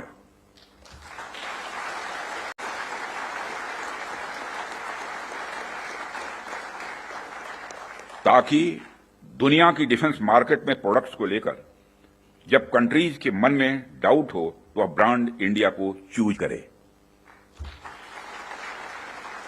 Whenever in doubt, go for India।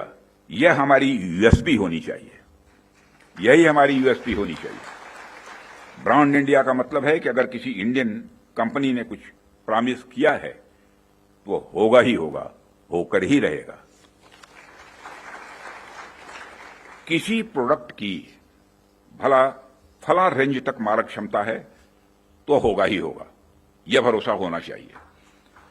उससे नीचे का तो कोई सवाल ही खड़ा ही नहीं होता।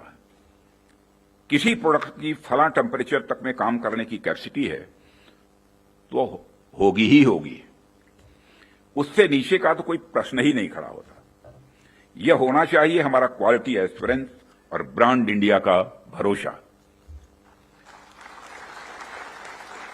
और जब हम ऐसा कर पाने में सफल होंगे तभी इंटरनेशनल बायर्स हमें एक ट्रस्टेड सप्लायर के रूप में देखेंगे और कहेंगे don't go for doubt, go for India.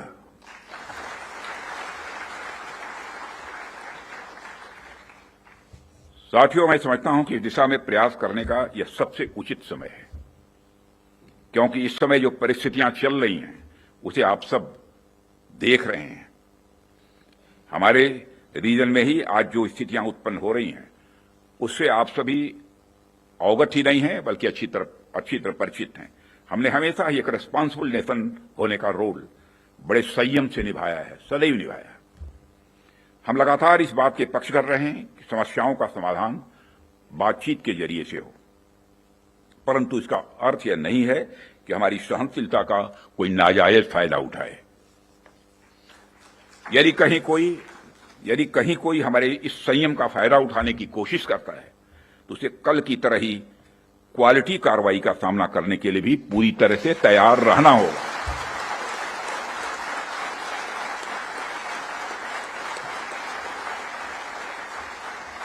कल की तरह ही क्वालिटी कार्रवाई का सामना करने के लिए उसे तैयार रहना होगा।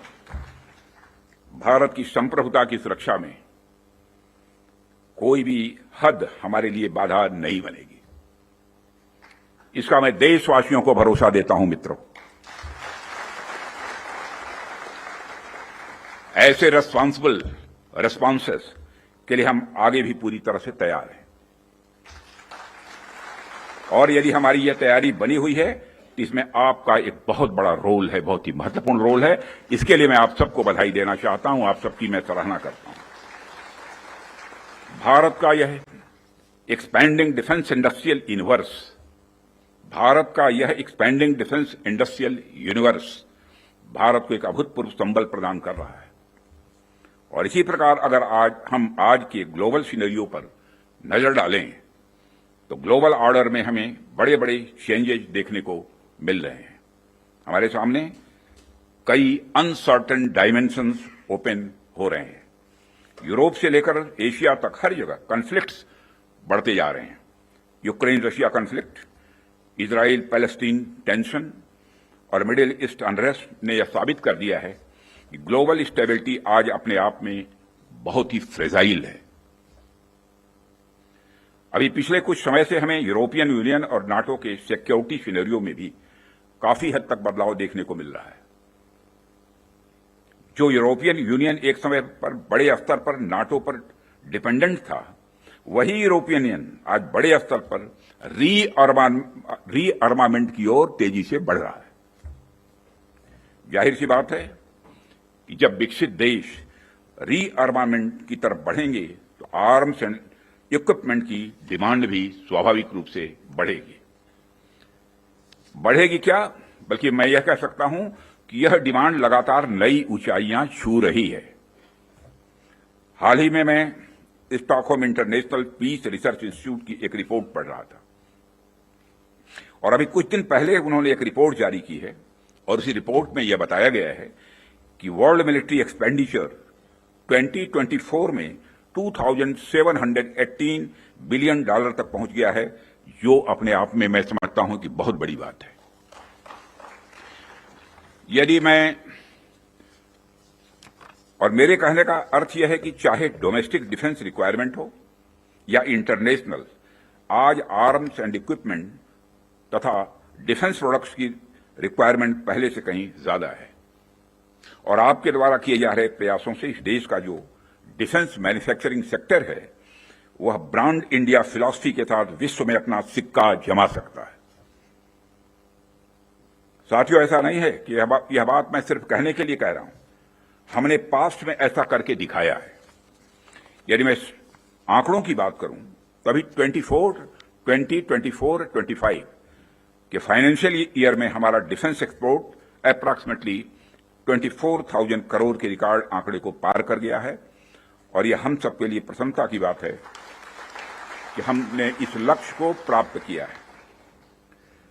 लेकिन हमें यहां पर रुकना नहीं है, हमारा लक्ष्य इससे कहीं अधिक बड़ा है और हमने निर्धारित किया है कि 2029 तक डिफेंस एक्सपोर्ट को कि इस आंकड़े को बढ़ाकर हमको 50,000 करोड़ तक ले जाना है और 2047 तक जब हम पूर्ण विकसित एक डेवलप्ड नेशन के रूप में खड़े होंगे, राष्ट्र बनेंगे, उस समय तब तक तो हमें दुनिया का सबसे बड़ा डिफेंस एक्सपोर्टर बनना है। लक्ष्य बड़ा होना चाहिए, तभी हम कुछ कर सकते हैं। इतने बड़े लक्ष्य की प्राप्ति के लिए बेहद जरूरी है कि हम अपने डिफेंस इक्विपमेंट की क्वालिटी को लेकर पूरी दुनिया में एक ट्रस्ट डेवलप करें, लोगों का दिल जीतें, लोगों का भरोसा जीतें। डिफेंस इक्विपमेंट का एक्सपोर्ट करने से पहले हमें इस ट्रस्ट को एक्सपोर्ट करना पड़ेगा। डिफेंस इक्विपमेंट का एक्सपोर्ट करने से पहले हमें उस ट्रस्ट को एक्सपोर्ट करना पड़ेगा, तभी यह होगा। साथियों, उसके लिए हमें क्वालिटी को लेकर किसी पर्टिकुलर डिपार्टमेंट की रिस्पांसिबिलिटी या प्रोडक्शन प्रोसेस के स्टेज तक ही सीमित करके नहीं देखना होगा, बल्कि क्वालिटी हमारी गाइडिंग फिलॉसफी होनी चाहिए, हमारा यह कल्चर होना चाहिए जो डिफेंस मैन्युफैक्चरिंग में शामिल हर डिसीजन, हर डिजाइन और हर प्रोसेस और हर इंडिविजुअल तक अपना इन्फ्लुएंस रखे। हमारा पूरा डिफेंस इकोसिस्टम तभी मजबूत हो सकता है जब हम क्वालिटी बेंचमार्क्स को गंभीरता से लेंगे। मुझे देखकर भी खुशी होती है कि आप लोगों ने क्वालिटी के महत्व को पहचाना है, समझा है और जिस डेडिकेशन के साथ और जिस विचार के साथ आप क्वालिटी इंप्रूवमेंट पर ध्यान दे रहे हैं, वह निश्चित रूप से आने वाले समय में भारत के डिफेंस मैन्युफैक्चरिंग को एक नई ऊंचाइयों तक ले जाएगा, ऐसा मेरा पक्का विश्वास है। साथियों, वैसे तो आप सभी क्वालिटी इंप्रूवमेंट की दिशा में बहुत अच्छा काम कर रहे हैं, लेकिन जाते जाते मैं अपनी तरफ से कुछ सुझाव भी आप लोगों को देना चाहूंगा। आप सब तो जानते ही हैं, आज के जमाने में आर्टिफिशियल इंटेलिजेंस और डिजिटल टेक्नोलॉजीज की भूमिका कितनी बढ़ गई है, कितनी महत्वपूर्ण हो गई है। इसलिए आपको इस बात पर भी ध्यान देना होगा कि रियल टाइम क्वालिटी मॉनिटरिंग के लिए हम किस तरह से artificial intelligence, internet of things और मशीन लर्निंग जैसे टूल्स का प्रयोग कर सकते हैं। साथ ही साथ इवॉल्विंग ग्लोबल टेक्नोलॉजीज के साथ अलाइन करते हुए हमें अपने जो स्टैंडर्ड्स और टेस्टिंग प्रोटोकॉल्स को भी अपडेट करते रहना होगा। हमें time bound quality assurance clearances पर भी ध्यान देना होगा ताकि किसी प्रोजेक्ट को लेकर अनवांटेड डिले देखने को न मिले। साथियों, मेरा यह भी मानना है कि हमारी क्वालिटी असेसमेंट एजेंसीज को अपनी डेफिशिएंसीज पर भी हमेशा ध्यान रखना चाहिए और किस प्रकार इन डेफिशिएंसीज को मॉडर्नाइजेशन और टेस्टिंग इंफ्रास्ट्रक्चर के डेवलपमेंट के द्वारा दूर किया जाए, उस पर भी कार्य करते रहना चाहिए, ऐसा मेरा सुझाव है। और इस प्रकार नीश टेक्नोलॉजी के क्षेत्र में लगातार गैप एनालिसिस करते रहना एक आवश्यक कदम होगा। डिपार्टमेंट ऑफ डिफेंस प्रोडक्शन और भारत सरकार आपके साथ कदम से कदम मिलाकर चलने के लिए तैयार है और हम आपके फीडबैक का भी स्वागत करेंगे। और सिक्योरिटी डिफेंस प्रोडक्शन के रूप में भी, संजीव कुमार के रूप में भी एक डायनेमिक आपको सिक्योरिटी भी मिला है, यह भी सौभाग्य की बात है। जो क्रोधित नहीं होते बल्कि मुस्कुराते ही रहते हैं, चाहे चैलेंज कितना भी बड़ा हो। और साथियों, हम आपके फीडबैक का भी स्वागत करेंगे। मुझे पूरा विश्वास है कि हम सब मिलकर क्वालिटी असेसमेंट और क्वालिटी एश्योरेंस के आपके प्रयासों को और गति प्रदान करेंगे। मुझे इस बात का भी पूरा विश्वास है, जब हम सब मिलकर प्रयास करेंगे तो निश्चित रूप से भारत ग्लोबल डिफेंस मार्केट के की प्लेयर के रूप में इमर्ज होकर ही रहेगा। यही आज की हमारी कॉन्क्लेव के थीम की प्रासंगिकता है। मैं आप सभी का आभार व्यक्त करता हूं कि आपने इतने रेलेवेंट टॉपिक पर इस कॉन्क्लेव का आयोजन किया। इस इनिशिएटिव्स के लिए आप सभी बधाई के पात्र हैं और इस कॉन्क्लेव की सफलता के लिए मैं हार्दिक शुभकामनाएं देते हुए अपना निवेदन समाप्त करता हूं। So there you briefly heard Raksha Mantri Rajnath Singh also hail the precision strikes during Operation Sindoor. We will talk about that and much more in just a bit after a very quick break. Keep watching.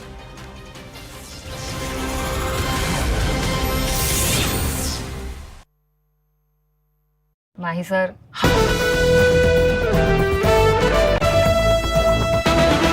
I'm just interrupting you. Apologies for that. We've got some big breaking updates coming in. Exactly what we were discussing is the confirmation that is coming on CNN News 18 now that today morning, Indian armed forces have targeted air defense radars and systems at a number of locations in Pakistan. The Indian response has been the same domain and same intensity as Pakistan's. It has been reliably learned that an air defense system at Lahore has been neutralised. Pakistan has increased the intensity of its unprovoked firing across the line of control, using mortars and heavy caliber artillery in areas like Kupwara, Baramulla, Uri, Poonch, Mendhar and Rajouri sectors in Jammu and Kashmir. 16 innocent lives have been lost, including 3 women and 5 children. Here too, India was compelled to respond to bring mortar and artillery fire from Pakistan to a halt. Indian armed forces reiterate their commitment to non-escalation, provided it is respected by the Pakistani military. My colleague Akash is joining us on this. So finally, the confirmation coming in from the Indian Armed Forces, Akash. Yes, in fact, we were discussing that how, there is input that how the AD system of Pakistan has been destroyed, and now we are getting confirmation from the forces that how Pakistan tried to engage with the military infrastructure in different areas, in the areas that you rightly mentioned, Avantipura, Sindoor, Jammu, and in fact, Amritsar, Punjab area. Several military infrastructures, were targeted, but our AD system spotted these attempts, and in retaliation, Indian Armed Forces basically carried out these strikes where their radars and their AD system. We were talking about HQ9, in fact, and now we are getting a confirmation that in our retaliation, Indian armed forces have successfully destroyed their air defense system and in fact their radars, their several radars. And this was in retaliation. It was categorically mentioned in the press conference, where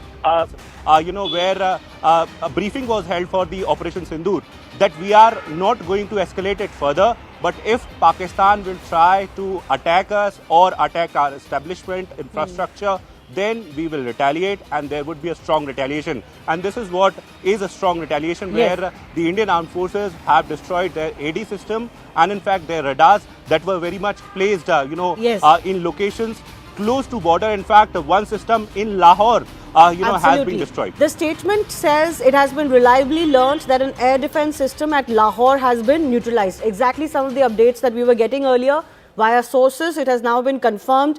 And Akash, it's important to note, we are reading out that Ministry of Defence press release. The headline of that press... Welcome back. Returning with big breaking news update coming in. Do remember, we've spoken of the military retaliation on part of the Indian Armed Forces after the late night attempt by the Pakistan Army to target 15 military installations in India. Now, defense sources have informed that this was for the first time that S400 and Akash were used in an operation. Both hard kill and soft kill technologies employed against Pakistani drones. That's the first bit of breaking news update we're flashing for you. Furthermore, we're also learning that it was Air Force stations that were primarily targeted by Pakistan. I do want to go across to Akash. I beg your pardon, Akash. First things first, tell us about S400s and Akash, both defense systems put to use for the very first time. Right. S400 is a Russian system. We have got 3 regiments of it. And these 3 regiments are in fact placed at different places within India.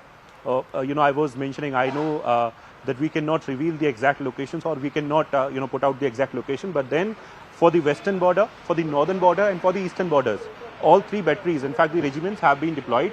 And 2 are, still with Russia, and we will be getting the deliveries of these 2 by this year. Also Akash, as far as Akash is concerned, so it is our indigenous air defense system, where we have short range surface to air missile, and both Air Force and Indian Army are using it. We have been told that these systems were used against the drones and the missiles that came from Pakistan last night, in fact early in the morning today. And these systems were very effective against these missiles and drones, because we did not have any one miss. And this is the reason why Rajnath Singh is in fact saying that it all depends on high quality system that you have employed.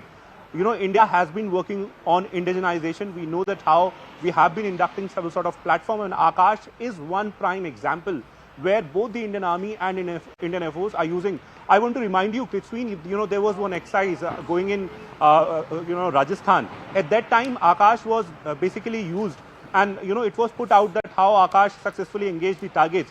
At that time, in fact, Pakistani handles, created, in fact, propagated this theory that Akash system got failed and did not, engage any sort of target. But now this is the prime example. In one active operation, Akash has successfully downed your missiles and targets, and not just Akash, but S400 as well. For the first time, these, in fact, missile systems were used. Also, defense sources are telling us that as far as these drones are concerned, so we were using both soft kill and hard kill technologies. Soft kill means we were using spoofing and jamming, where, we were not letting these drones to come into our territory and, hit the exact target. Okay. Also, as far as hard kill technologies are concerned, so we were using several handheld devices, in fact. Kritsween, several handheld devices were in fact used. This is what officers are telling us. And in fact, this was indeed a successful operation by the Indian agencies, given the fact that Indian Air Force, has got the charge of air defense at this point in time. Though Indian Army and Indian Air Force both have got their assets, but at such a time, a crucial time, during wars or during, operations like such, Indian Air Force takes the charge of the air defense, and in this particular case, air defense played a major role. Oh yes, a major role in giving major success to the Indian Armed Forces. Thank you for that, Akash. On that note, I do want to go across to Lieutenant General D.P. Pandey, who continues to stay on with us. Thank you for your patience. I couldn't take this from Akash, but we're also learning that it was Air Force stations that were the primary target of Pakistan. And correct me if I'm wrong, but Adampur, Avantipur, Bathinda, Ambala, Jammu, Pathankot, Udhampur, all these 15 locations, I believe, have significant Air Force stations, sir. Yeah.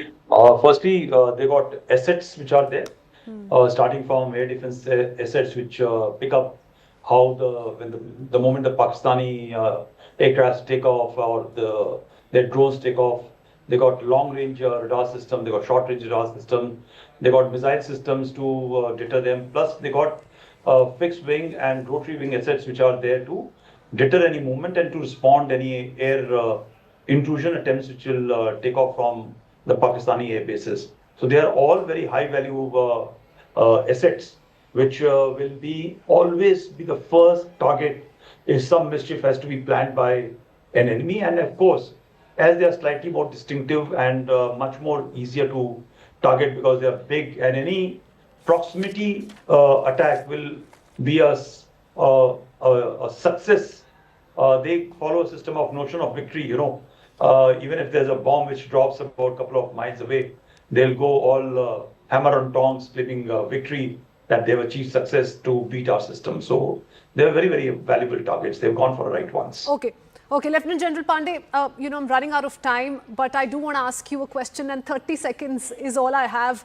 Why did we desist from targeting these very terror hubs in 2016 and 2019? Perhaps we would have not been in a situation, and who knows, maybe we would have still been given our neighbor and the notoriety that comes with it, but perhaps not. 15 stations would not have been targeted by Pakistan if these terror hubs were taken down earlier. Yeah, well, that is one part. You see, when you correct an errant child earlier on, then the behavior starts changing early on. I think maybe we didn't have all these systems. We required them. So I'm not a political this way or that way person, but the bottom line is that Indian forces did not have those systems to reach out and punish and touch. So I just wanted to close on one facet. The strategic depth which the Pakistan was looking has now been clearly told to them you don't have from the eastern side and on the west, with the Afghanistan looking at them very, very negatively. That issue which they were always trying for is gone. So physically, kinetically, we can touch Rawalpindi to anywhere we want to in this country, and that's a very big message which goes on. You can't hide anywhere when you touch us. And you may have Jaish-e-Mohammed. I must say that maybe we learned the lesson from the Americans by the landing which took place in Abbottabad and these recent warfares which are happening. But great kudos to the armed forces, to DRDO, to the whole ecosystem which has empowered the nation to be able to give punishment where it's required to be meted. You just can't hide anywhere in Pakistan and not be touched by us. Oh yes, kudos to armed forces, and that's one thing that's being spoken of and being hailed by each and every Indian. Lieutenant General Pandey, I appreciate you joining us on the broadcast. Thank you so much for sharing all those insightful thoughts. With that, viewers, I want to shift our attention to this exclusive conversation. CNN News 18 spoke to AIMIM chief Asaduddin Owaisi, who's hit out at Pakistan and has called out the fake propaganda of the neighboring nation, has also demanded action for innocents being targeted along LOC. I'll leave you with this reaction. Listen in. You came to this all-party meeting today. What was the sense that you were able to get from the government? I mean, the sense was that the government had invited all major political parties, and everyone more or less were on the same wavelength. That is that everyone had complimented the armed forces for undertaking the Operation Sindoor, and that was the overall sense. The government obviously did not want to give too many details because it's an ongoing operation. Ongoing operation, do you think that we'll have more ammunition against Pakistan now? See, it's not a question of more ammunition. It is a question of how long do we allow Pakistan to bleed Indians. That is the main question. And if one assumes that after doing Operation Sindoor, the Pakistan-based terrorist organization, which are supported by the establishment, will not undertake another cowardly attack, if anyone assumes that, he's living in a cuckoo's land. So that is why I feel that this terrorism which emanates from Pakistan just to destabilize the country, and what has been rightly said by the Foreign Secretary yesterday, that one of the main intention is to create more Hindu-Muslim friction, which Alhamdulillah they were unsuccessful after that barbaric massacre which happened in Pahalgam.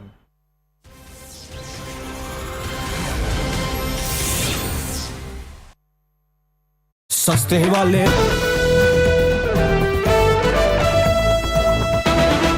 I'm just interrupting you. Apologies for that. We've got some big breaking updates coming in. Exactly what we were discussing is the confirmation that is coming on CNN News 18 now that today morning, Indian armed forces have targeted air defense radars and systems at a number of locations in Pakistan. The Indian response has been the same domain and same intensity as Pakistan's. It has been reliably learned that an air defense system at Lahore has been neutralised. Pakistan has increased the intensity of its unprovoked firing across the line of control, using mortars and heavy caliber artillery in areas like Kupwara, Baramulla, Uri, Poonch, Mendhar and Rajouri sectors in Jammu and Kashmir.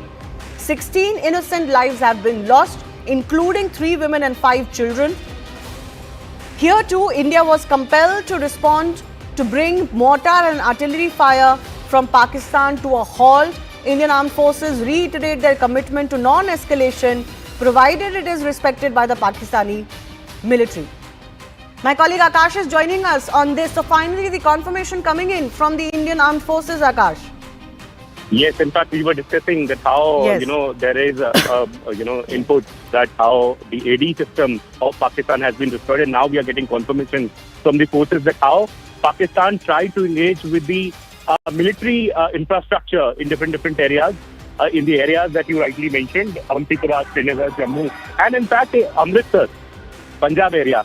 Several military infrastructures, were targeted, but our AD system spotted these attempts, and in retaliation, Indian armed forces basically carried out these strikes where their radars and their AD system. We were talking about HQ-9, in fact, and now we are getting a confirmation that in a retaliation, Indian armed forces have successfully destroyed their air defense system and in fact their radars, their several radars. And this was in retaliation. It was categorically mentioned in the press conference, where a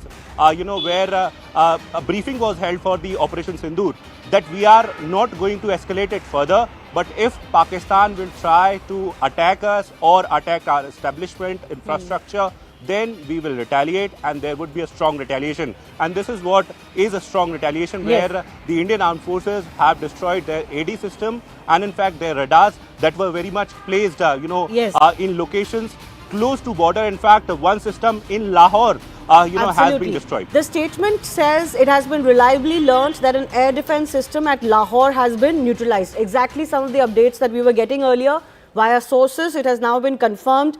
And Akash, it's important to note, we are reading out that Ministry of Defence press release. The headline of that press release says Pakistan's bid to escalate negated and proportionate response by India. So the bid to escalate is a very important phrase being used by the Indian government here. Shivani, in fact, it was categorically mentioned, in the briefing of Operation Sindoor. I was highlighting it, that how the attack, in fact, the operation, that was carried out, day before yesterday, the night, it was, because of the fact that Pakistan did not take any sort of action against the terrorists who were behind the Pahalgam attack. And that's why, it was required. No civilian, infrastructure or no military infrastructure was targeted. It was clear that we just don't want escalation, but we will, of course, avenge what, you did with our civilians, our tourists. Okay, and just after that, Akash, 1 second. Sorry to interrupt you there. I want to read out a very, very important part of this press release. On the night of 7-8 May 2025, Pakistan attempted to engage a number of military targets in northern and western India, including Awantipura, Srinagar, Jammu, Pathankot, Amritsar, Kapurthala, Jalandhar, Ludhiana, Adampur, Bhatinda, Chandigarh, Nal, Falodi, Uttarlai and Bhuj. Can you imagine? This is almost entire borderline of India with Pakistan, from Jammu and Kashmir to Gujarat. Using drones and missiles, they were neutralized by the integrated counter UAS grid and air defense systems. The debris of these attacks is now being recovered from a number of locations that prove the Pakistani attacks. Let me quickly get in our guests as well. Sushant, this is exactly what we were talking about. And the confirmation has come from the Indian military. From Jammu and Kashmir to Poonch, they have attempted this nonsense across the international border. Yeah, Shivani, but this is exactly what I was telling you before this news broke. Because, till now, until this press release came out, we were all, groping around trying to find out what the hell's happening. Because there were all kinds of accounts and all kinds of reports floating around, and you literally have to piece them together to make sense of what might be happening. But having some idea of what, the Indian thinking is, I was very clear in my mind that as far as the Indians were concerned, we did not, we were not going to, go provoke a war. We had done what we wanted to do, which was very clear from the first statement of the foreign secretary. Later on, if the Pakistanis tried something, and the fact that, and I was not aware that it from Bhuj to all the way to Avantipura, they were trying to do this kind of a stuff. But quite clearly, if they tried to do something, they were trying to either probe our defenses, strike a few places, then claim victory and say that, look, we did this and we targeted their military units, and they thought they would get away with it. Clearly, they haven't. And in response, we have also hit, from the Pakistani accounts, we've hit something like 9 places. And quite clearly, it seems to have had much more of an impact because those attacks were mostly during, the early hours of the day. In fact, while sun had come out. So they were photographed. There are crowds out there. People can see what the hell is happening. There are footages of kamikaze drones hitting some of their AD targets. So all kinds of things have been happening. No, Again, but Sushant, I think let's cut to the chase. India is saying they attempt.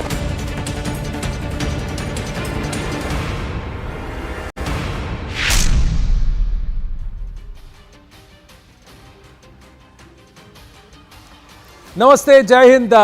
Thank you for staying with us in our continuous rolling coverage. We are now going to focus. We are expecting a Foreign Secretary briefing that is Vikram Misri's briefing at about 5:30 p.m.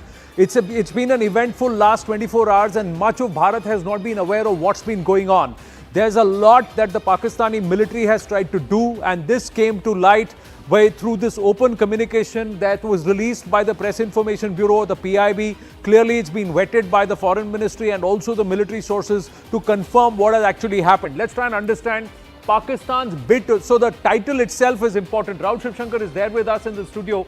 Let's try and understand this line by line, word by word, and then we'll go across to the graphical representation of also how Bharat has not only pummeled and punched the Pakistanis, but it's the second day of shame for General Asim Munir. It's a second day of shame. First, 9 targets, 21 packages dropped, terror infrastructure demolished, not so far away from critical military installations in Pakistan and across the length and breadth of Pakistan, and the Pak army could do nothing. Second day, the Pakistanis tried to escalate. That's the headline. Pakistan's bid to escalate negated. Proportionate response by India. So what was the bid to escalate? Let's try and focus on the bid to escalate as we read this very, very carefully. One by one, let's read this. I'm going to just come down to the statement. Now, this is what it said. India had called its response as focused, measured and non-escalatory. This word non-escalatory is critical. Non-escalatory is critical, but what has happened thereafter is this, that Pakistan attempted to engage number of military targets in Avantipura, Srinagar, Jammu, Pathankot, Kapurthala, Jalandhar, Ludhiana, Nalfalodi, Uttarlai and Bhuj. So let's try and understand and look at this. These are the targets that Pakistan tried to attack over the intervening night of 7th and 8th of May. So I'm just coming back here. This is what is written here on the statement. The statement says the intervening night of 7th and 8th of May. 7th and 8th of May. This is the intervening night, and these are the locations. So we've tried to plot that here on the map. Avantipura, Srinagar, Jammu, Pathankot, Amritsar, Chandigarh, Jalandhar, Bathinda, Nal, Uttarlai and Falodi, and also Bhuj in Gujarat. So all of these, they have tried to target. Rahul Shivshankar, if you look at these locations, and I'm just going to come around here and say, let's come to this in a bit. All of these are across the international border. So in this, the Pakistan military has tried to target these cities, 15 cities, and critical military installations in these 15 cities. So this is a massive escalation that they have attempted. And against the Indian armed forces, which is something that constitutes not a proportionate response. Remember that India has made it very, very clear on day one itself that we never targeted any of their military targets. We were only focused on their terror infrastructure which was created by, according to the Pakistanis, non-state actors, as they had claimed. And the Pakistanis have decided that both civilian and military targets are fair game on the Indian side. So this constitutes really, in a sense, a diabolical attempt at escalating, and it is certainly not proportionate because one is completely illegal. The other one, of course, was, which is India's attempt at taking out terror targets, which are non-state actors. Some of those actors are, of course, on UNSC sanctions list. So it was a legitimate pursuit. This one is completely illegitimate. It constitutes a massive act of war, actually, against India. So it was focused. So Bharat is saying that we were focused, measured and non-escalatory. Pakistan attempts to engage number of military targets in northern and western India. And what does Bharat do? These were neutralized by the integrated counter UAS grid and air defense systems.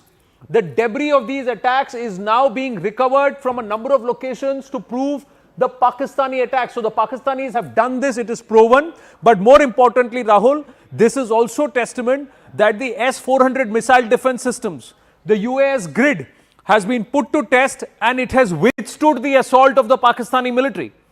Absolutely. I don't think there's any doubt about that. The fact of the matter is that the Indian armed forces have responded in a absolutely professional and extremely confidence enhancing way. I mean, every Indian citizen today, and we're going to probably hear a lot more about this in just a little while, because in about 25 minutes we're going to have and we've got the details. So it's going to be those who did the briefing on the first day at the NMC. The Foreign Secretary Vikram Misri is going to be there. Colonel Sophia Qureshi, Wing Commander Vyomika Singh will be there, and so will the MEA spokesperson Randhir Jaiswal.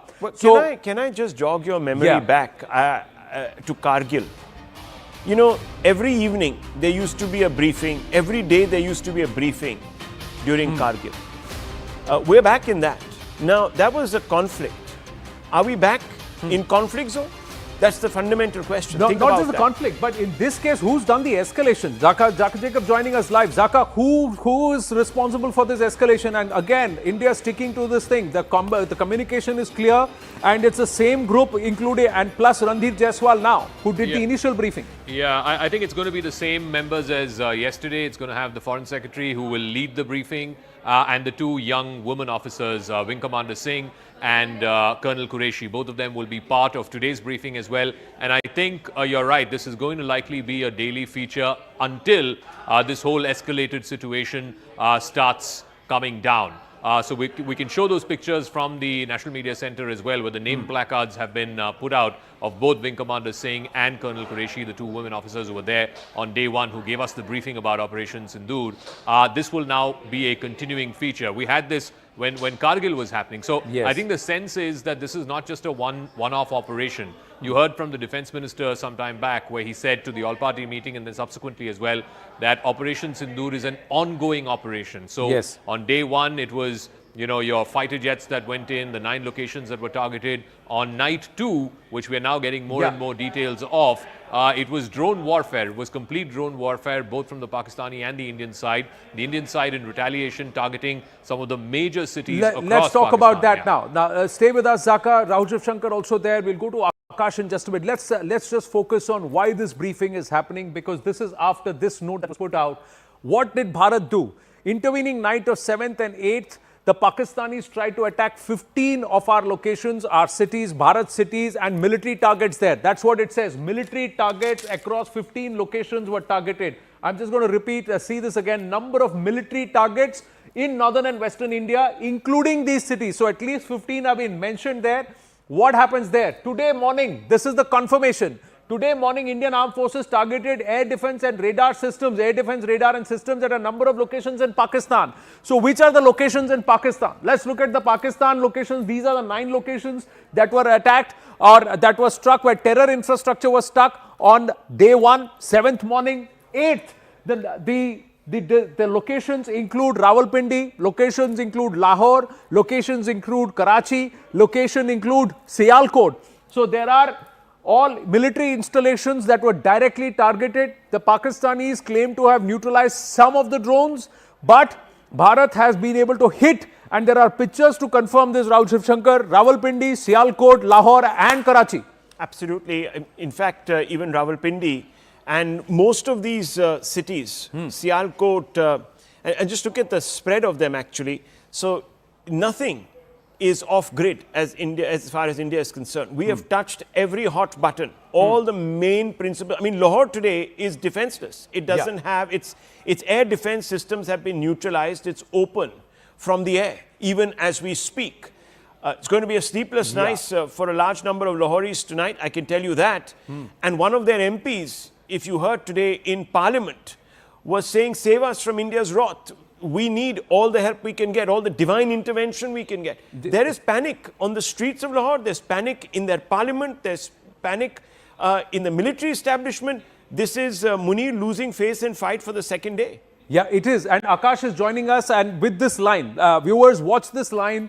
Indian response has been in the same domain with the same intensity as Pakistan. So this is also an important message, Akash, that Bharat does not want escalation. Now, and if you look at the last line of this statement also, marry that with the Indian response with this line. The commitment to non-escalation, provided it is respected by the Pakistani military. So the Indian response the same as that of Pakistan, intensity of Pakistan, and now it's up to the Pakistan military and the Pakistan establishment whether they want to escalate it further. India will respond in the equal measure with same intensity. That's the official stated position now, Akash. Right, Anand, even now, Indian Armed Forces have not targeted their military base and in fact their brigade centers or their, civilian population or the infrastructure. They tried to destroy our air defense systems. We have destroyed their air defense system. In fact, Akash Tir system, which is our air defense reporting and control system, was very much employed for the missiles and drones that were coming from Pakistan, Anand. And I want to tell you that S400 and Akash did a commendable job, because officers are telling us that not even one hit was successful and they could not hit even one of our property. And this is a big success for Indian Armed Forces, and that's the reason why Rajnath Singh reiterated that quality is important. Pakistan is using HQ-9, and we have seen in the past that how its performance is discussed widely on social media, how effective this system is. And that's the reason why this statement from Raksha Mantri is very important. Also, Anand, drones and missiles came from Pakistan. We have been told that both hard kill and soft kill technologies were used. Spoofing and jamming was also used.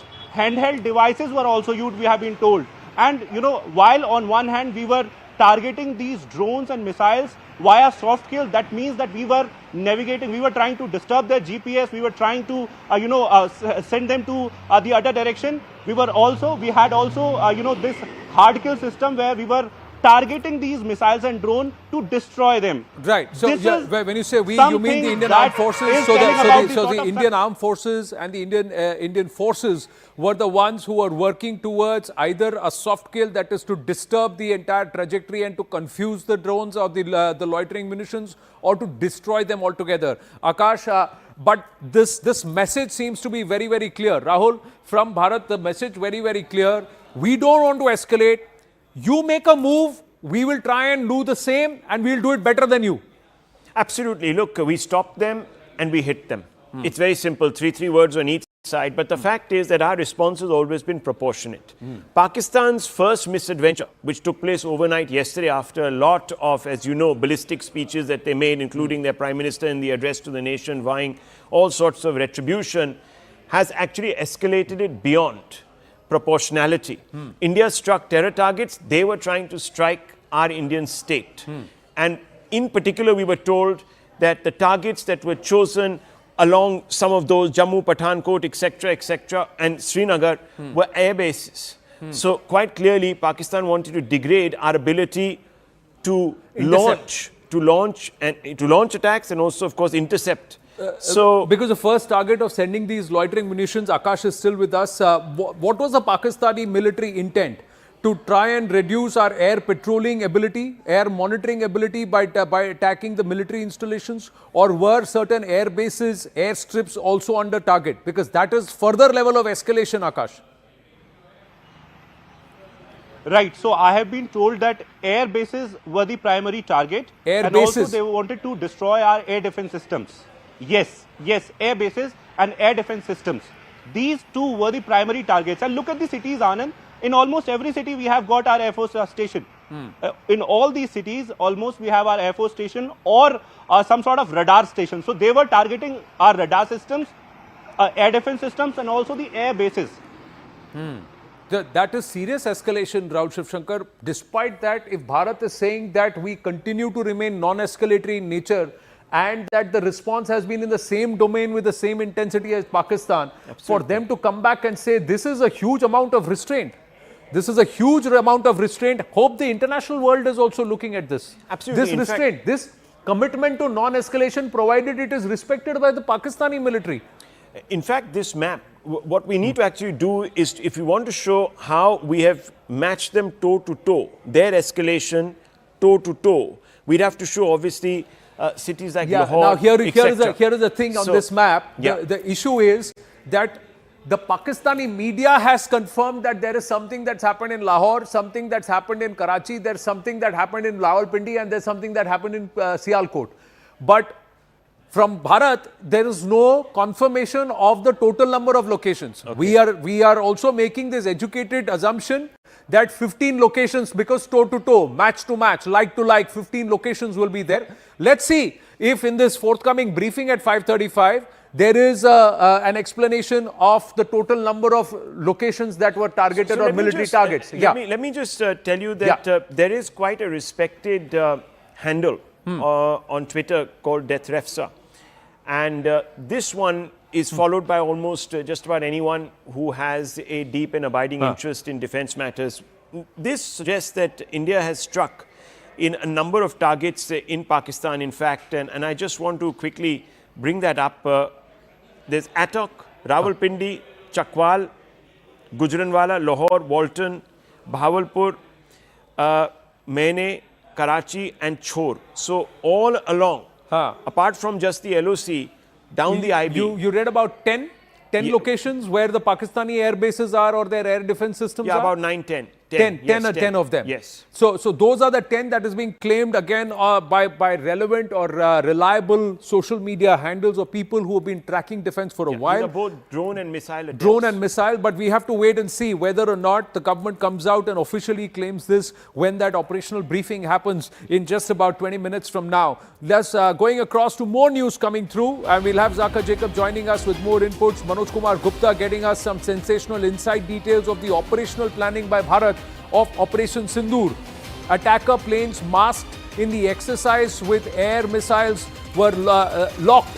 This operation was masked under an air exercise, and NOTAM was issued for 48 hours for air exercise. Zaka Jacob joins us with more. So there is a lot of camouflage or smoke screens that were created with the Prime Minister's engagements, with the Waves Festival, and a lot of the other engagements showing all is well, it's normal. Perhaps the biggest bogey was the mock drill, but even the exercise, the attack itself was planned to the T. If you remember, the night before Operation Sindoor happened, a NOTAM was issued all across the western border from Gujarat to Rajasthan to Punjab, basically saying there are these air exercises that are going to happen on the 7th and 8th, and therefore, no civilian flights can traverse through that airspace. Now, when a NOTAM is usually issued, what happens is the civilian aircraft have no access to that airspace, and the military aircraft which are in that airspace, they get masked. So this was issued, and it was issued as a routine affair, saying that, look, there are going to be these air exercises on the 7th and 8th. So the Pakistanis mistook that for something being planned for the 7th and 8th. This was issued about a couple of hours before Operation Sindoor was undertaken, a little past midnight on the intervening night between the 6th and the 7th. Now, what the Indian Air Force managed to do was, while this NOTAM was issued, ISRO's Cartosat as well as EMISAT, both of them gave precision maps, satellite images of Bahawalpur. Now, Bahawalpur is the biggest strike. There were multiple strikes that happened inside Bahawalpur. They got these precision geolocations of this seminary, the markers that was hit inside Bahawalpur, the biggest of the lot. They got these geospatial locations while this NOTAM had been issued. What they also managed to separately do was scramble up some MiG-29s close to Amritsar. So what that did was the attention of the Pakistanis shifted to Lahore and why the MiGs were being scrambled in Amritsar.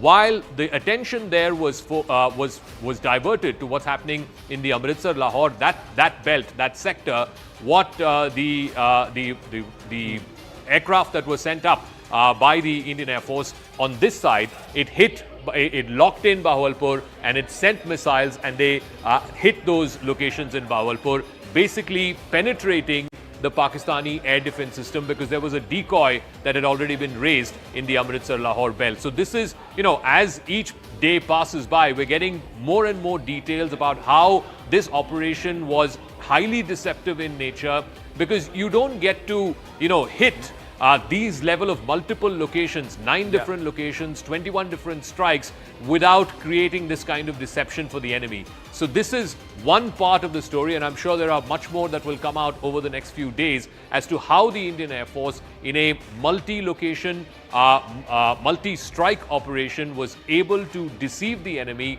by creating these smoke screens. In this particular instance, the smoke screen was the MiG-29s being scrambled in the Amritsar sector, and that helped them neutralize the Pakistani air defense and hit Bahawalpur. And of course, from whatever we're seeing from Pakistan, the reaction and all of that, the two biggest strikes were one in Bahawalpur, the other in Muridke. Now, what a big shift, or what a big rise in the air capability of Bharat between 2015, 2017 to 2019 to 2025 to be able to achieve this level of success and penetration, and what planning. So there is credit that is due to the NSA Ajit Doval, because this entire exercise was under his stewardship, his leadership, under the guidance and direction, of course, of Prime Minister Narendra Modi. Now, Bharat has thwarted Pakistan's attempts. Where all? Jammu and Kashmir, Avantipura, Srinagar, Jammu. In Punjab, there is Pathankot, Amritsar, Kapurthala, Jalandhar, Ludhiana, then Adampur, Bhatinda, Chandigarh. In Rajasthan, in Nal, Falodi, Uttarlai, and in Gujarat, it is Bhuj. So Pakistan has tried pan-state or multi-state across the IB, across the international border, 15 locations. And the air defense systems are the UAD grid. Bharat's UAD grid has been able to neutralize all these threats, Rahul. That shows how effective the S400 missile defense system is, and the improved capabilities of the Indian forces today to defend our territory. I just want to jog your memory back to 2 nights back, before we struck. There was a big meeting, if you remember, between all chief ministers and the Union Home Minister. Chief ministers of all borderline states, including, of course, Uttar Pradesh, if you remember, which is the border of Nepal.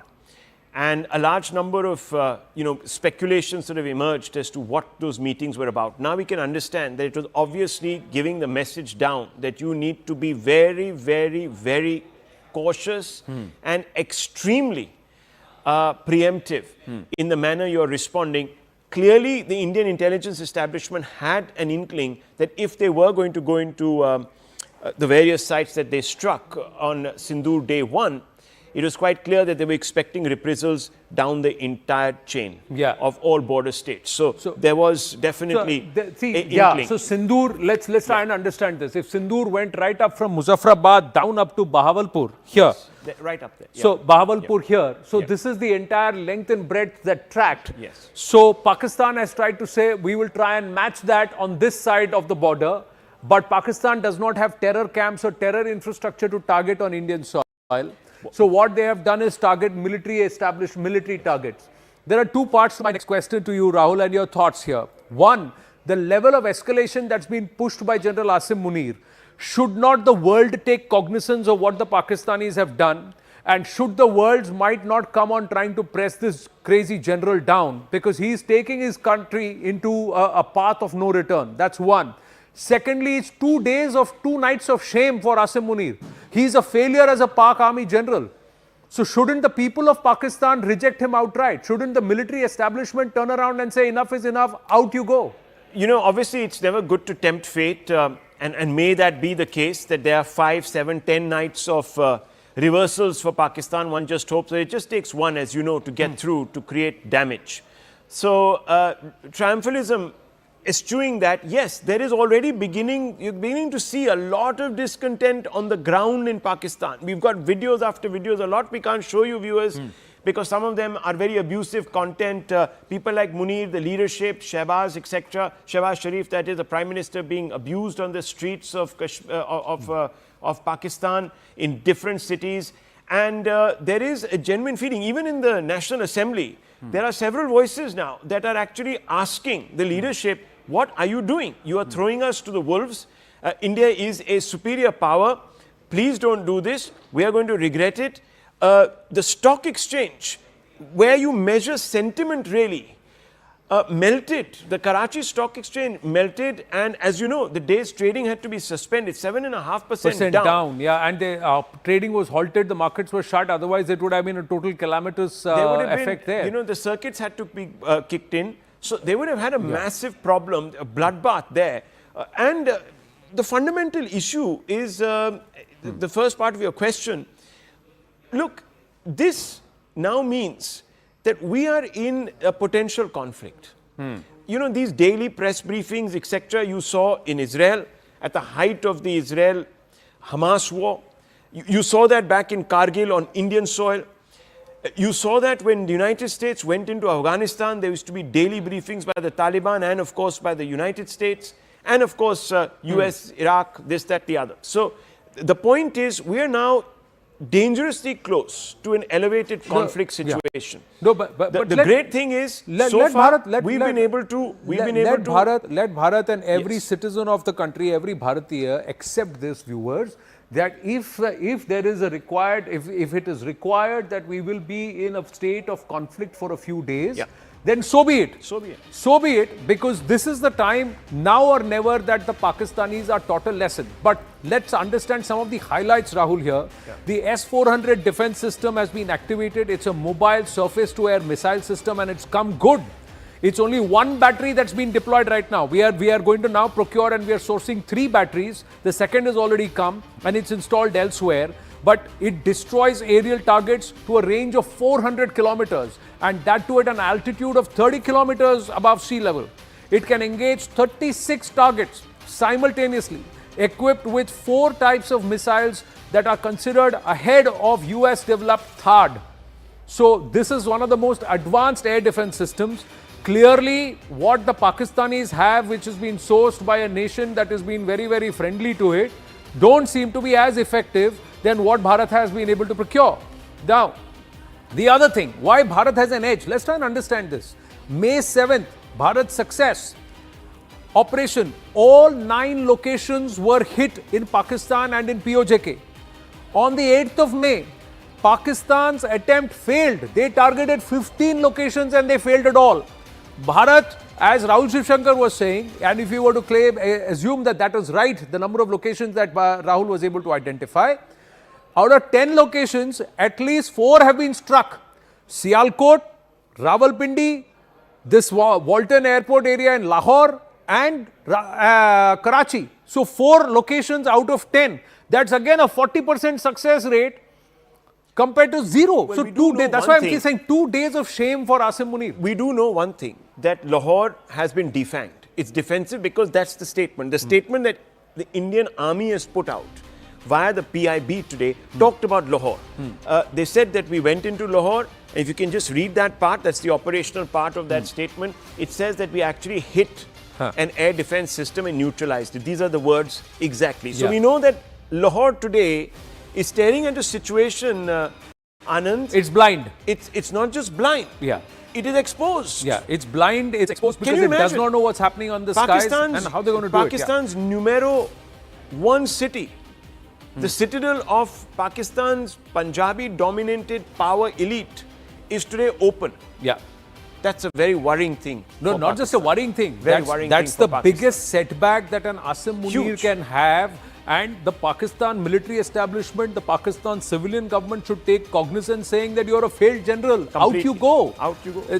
The other thing, let's try and understand what all the Indian armed forces deployed, the machinery that came into play. These are all details of the S400 system that we are showing to you right now. Let's try and also show you how Bharat dominated the skies over Pakistan. There were the Rafale that was used, the French twin-engine multi-role fighter aircraft that was pressed into play. It was used to target terror camps in Pakistan. The Sukhoi Su-30 MKI, these are the twin-engine heavy Russian fighter aircraft that were used for defense in Operation Sindoor.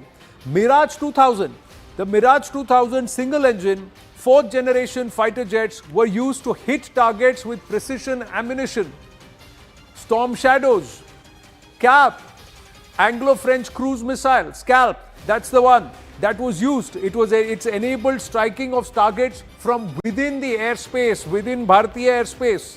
The AASM Hammer, French all-weather air-to-surface standoff weapon that provided flexibility for engaging fortified targets. The Spice 2000 bomb, Israeli developed, precise impact, and this kit, the precision impact kit, was used to precisely hit the targets. Now, Spice 2000 had come into play even at Balakot, and at that time there was question of it having a 10-meter error margin, but that seems to be negated this time because the images are there for all of us to see that all targets were hit. And in Bahawalpur, the Jaish has had major reversals. We'll talk about that in a bit.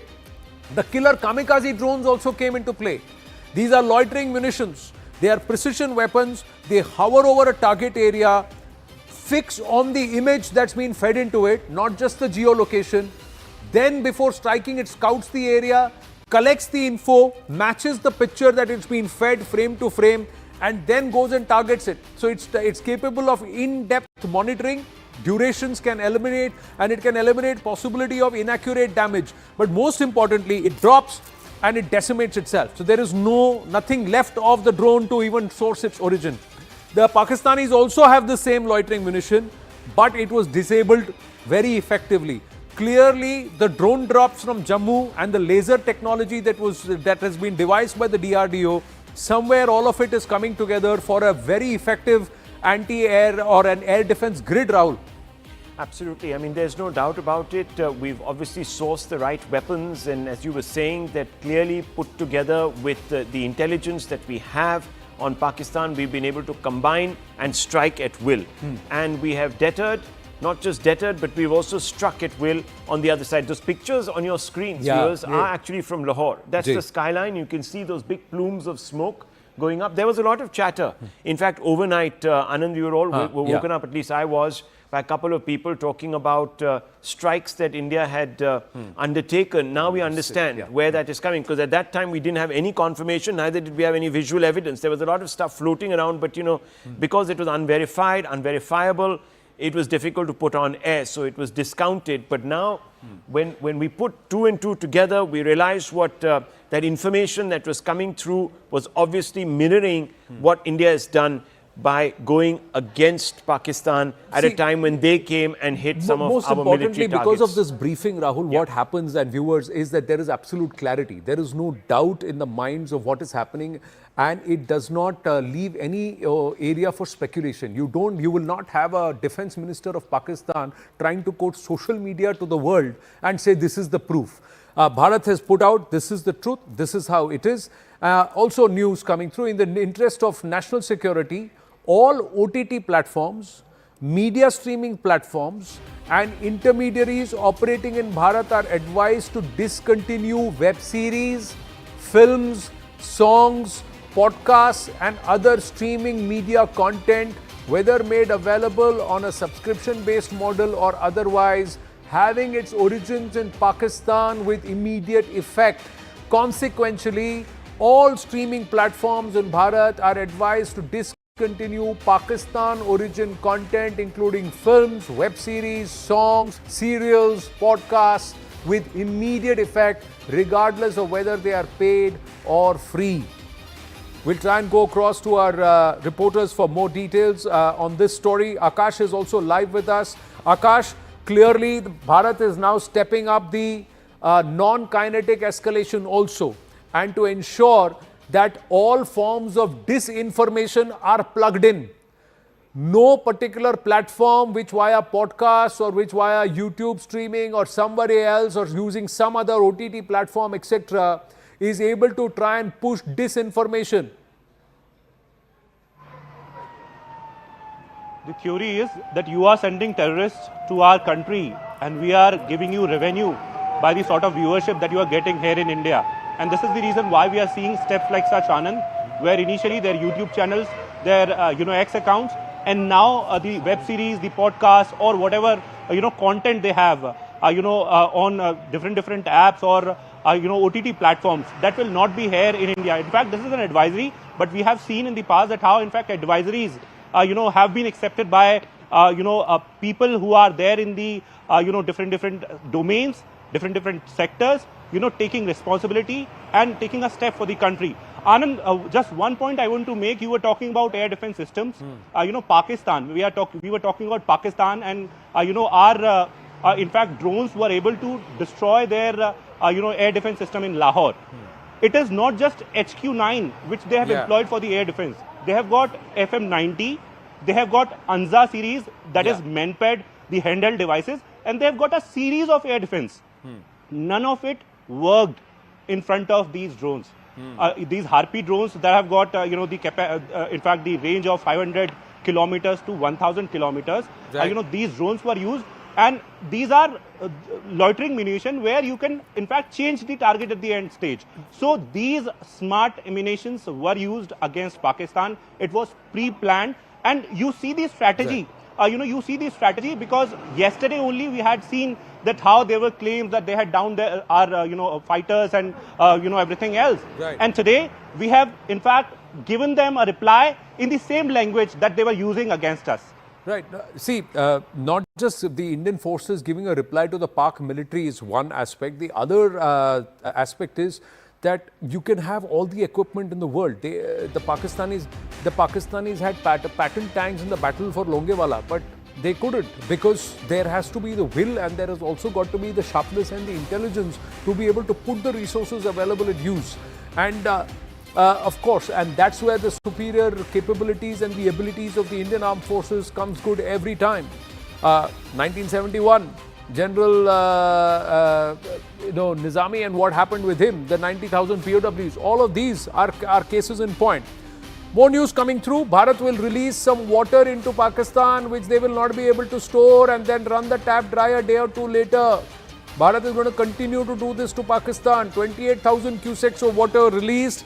There has been water now accumulating because of rains in the upper reaches. Suddenly the tap is going to go on. The sluice gates will be open and huge volumes of water will flow in. And the Kharif sowing season has just started over in Pak Punjab. Payal Mehta joins us with more. Yes, Payal. Anand, the 28,000 cusecs we were speaking about was done a couple of days ago. Today we are given to understand again water has been released into Pakistan. At a time that, Pakistan is actually feeling the heat militarily as well. Like we were reporting on your show yesterday, India will continue to mount the offensive on Pakistan and make Pakistan plead for every drop of water.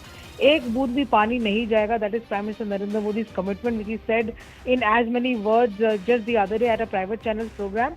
And which C.R. Patil had also told us a week or 10 days ago as well, Anand.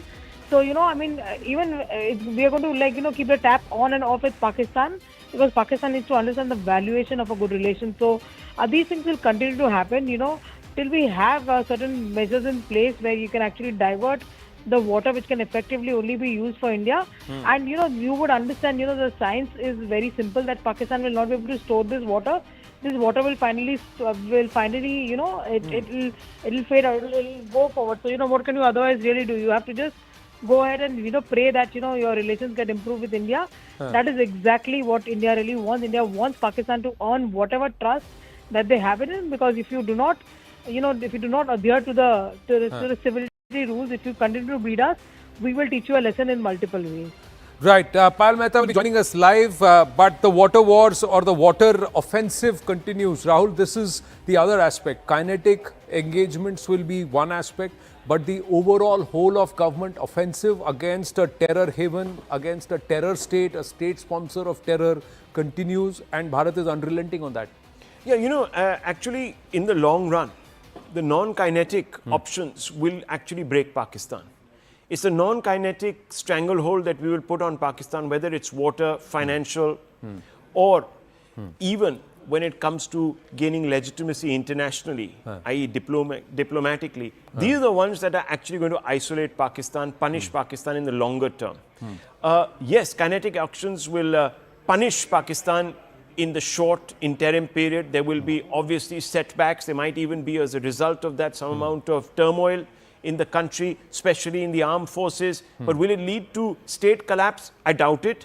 What will or what possibly could lead to state collapse by creating the situation for mass discontent against their own government will be the economic sanctions, will be this water sort of constant flooding and parching of Pakistan, will be the diplomatic isolation, cutting off from international aid, etc. These are the ones that will actually have a sustained deterrent impact on Pakistan. The military kinetic options that we will undertake will bleed, hit, jolt Pakistan. It might even rock Pakistan for a little while, but they won't be sustained, because these are not sustainable when there are two nuclear states going up against each other. If this turns into a full-blown conflict and war, it will be the first time, actually, in recent military history, that two nuclear powers are actually in a standoff. Remember, the other wars that were fought between India and Pakistan were prior to the nuclearization of both countries. So we have a situation here. No, the situation, and right now the message is very loud and clear. Bharat does not want to escalate. Now it's up to the Pakistan establishment, the Pakistanis, to decide whether they want a crazy like Asim Munir to try and dictate the fate of that nation, which is not just on the banks of penury. There's no money. They can't even fight the wars. That their coffers are empty. Or aaj the way the stock markets have crashed, it's Kangali mein aata gila. So it's further worse. Now there is no water also. The farmers and the sowing season is going to happen. You will have food scarcity. There will be the entire food supply chain will get affected. All of these issues are going to only compound problems. The Pakistanis have to realize, do they really want a crazy like him who's to continue the way he is, or should he be given the boot and should he be placed behind bars for the global embarrassment that he has brought to Pakistan? Payal Mehta joins us with more. Payal, so tap on, tap off, tap on, tap off will continue. Well, of course, Pakistan has to earn every drop of water. Anand, that is the message that is coming from the government of India. It's no less and no more. Pakistan has to understand that India is not going to give away. Gone are the days when India was acting like a charity organization, which was going to give them all the help that they really require. And Pakistan has to earn every single drop of that water, is what India's assessment really has been. India has been saying that, we've been a good neighbor to you. We've allowed you we've given you a lot of benefit of doubt. But if this is what you are going to do to us, then we will not take this lying down as well. So essentially, when you get in a lot of water into Pakistan, which happened a couple of days ago, that water is going to flow away. Water is not a constant place. And how do you save such water? You're not going to be able to save this water. It's going to flow out, and the moment it flow out, we shut the tap essentially. So we're going to make Pakistan, and we're going to play these games with Pakistan. Sorry to use that term, but that is what Pakistan has earned, and this is the fate that they've earned upon themselves. No, it's not just playing games. They are gaming Pakistan by default. That's what it is. And as long as the military establishment continues to hold the posture that it is doing so, it will have to continue to pay, and it will have to continue to bear the brunt. More news coming through. World Bank Chief Ajay Banga is at Prime Minister Narendra Modi's residence. He has just now left Prime Minister Narendra Modi's residence. That's the update that we are getting. He's also spoken with the News 18 network about the Indus Water Treaty. Shireen Bhan was in conversation with him. This Waters Treaty, says the president of the bank, Ajay Banga, speaking exclusively to CNBC TV 18, Banga said the treaty is between two sovereign nations and the bank's role is limited to that of a facilitator. The Indian government has held the treaty in abeyance after the Pahalgam attack, citing national security concerns. Take a look. The treaty is not suspended. It's technically called something in abeyance, is how the Indian government worded it. There is no provision in the treaty to allow for suspension, the way it was drawn up. It either needs to be gone or it needs to be replaced by another one. That requires the two countries to want to agree. The World Bank's role is basically that of a facilitator if they disagree, not by us making a decision, but by us being the party that goes through a process to find a neutral expert or an arbitrator court to settle it. And we have to pay the fees of those guys through a trust fund that was set up at the bank at the time of creation of the treaty. That's our role. We have no role to play beyond that.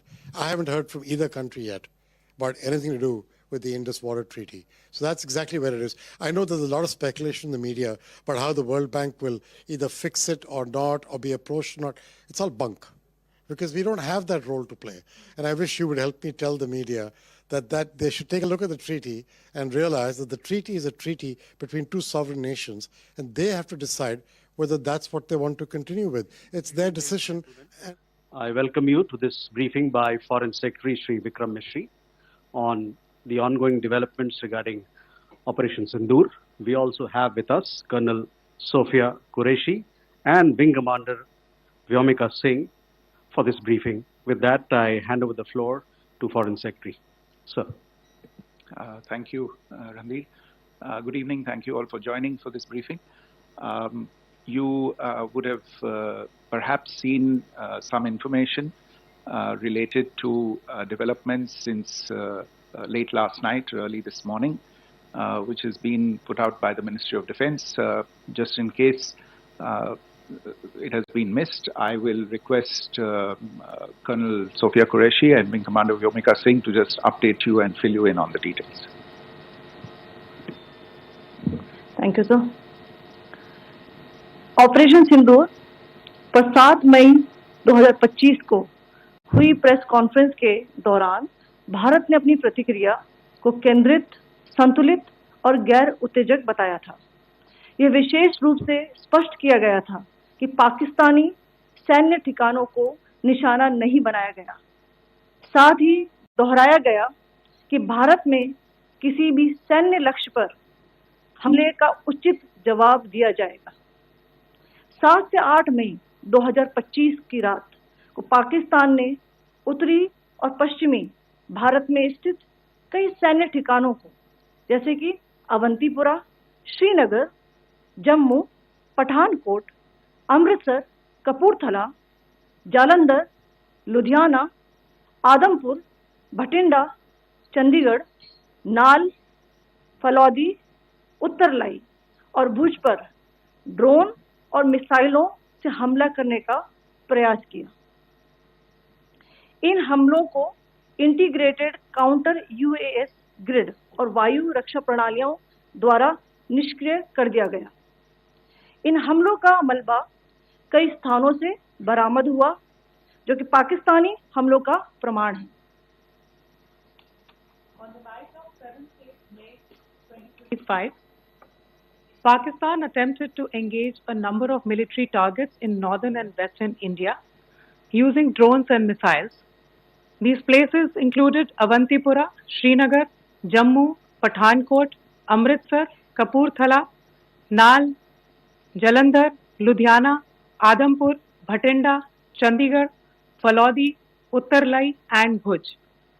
These were neutralized by the integrated counter unmanned aerial system and other air defense systems. The debris of these attacks is now being recovered from a number of locations that prove the Pakistani attacks. आज सुबह भारतीय सशस्त्र बलों ने पाकिस्तान के कई स्थानों पर वायु रक्षा रडार और प्रणालियों को निशाना बनाया। भारत की प्रतिक्रिया समान क्षेत्र में समान तीव्रता के साथ की गई। यह विश्वसनीय रूप से ज्ञात हुआ कि लाहौर में स्थित एक वायु रक्षा प्रणाली को निष्क्रिय कर दिया गया। Today morning, Indian Armed Forces targeted air defense radars and systems at a number of locations in Pakistan. Indian response has been in the same domain with the same intensity as Pakistan. It has been reliably learnt that an air defense system at Lahore has been neutralized. Pakistan ने नियंत्रण रेखा पर आकरण गोलीबारी की तीव्रता बढ़ा दी है, जिसमें कुपवाड़ा, बारामूला, उरी, पुंछ, मेंढर और राजौरी क्षेत्रों में मोर्टार और भारी तोपखाने का इस्तेमाल किया जा रहा है। Pakistan has increased the intensity of its unprovoked firing across the line of control using mortar and heavy caliber artillery in areas in Kupwara, Baramulla, Uri, Poonch, Mendhar and Rajouri sectors in Jammu and Kashmir. 16 innocent lives have been lost, including 3 women and 5 children, due to the Pakistani firing. Here too, India was compelled to respond to bring mortar and artillery fire from Pakistan to a halt. Indian Armed Forces reiterate their commitment to non-escalation, provided it is respected by the Pakistan military. Jai Hind.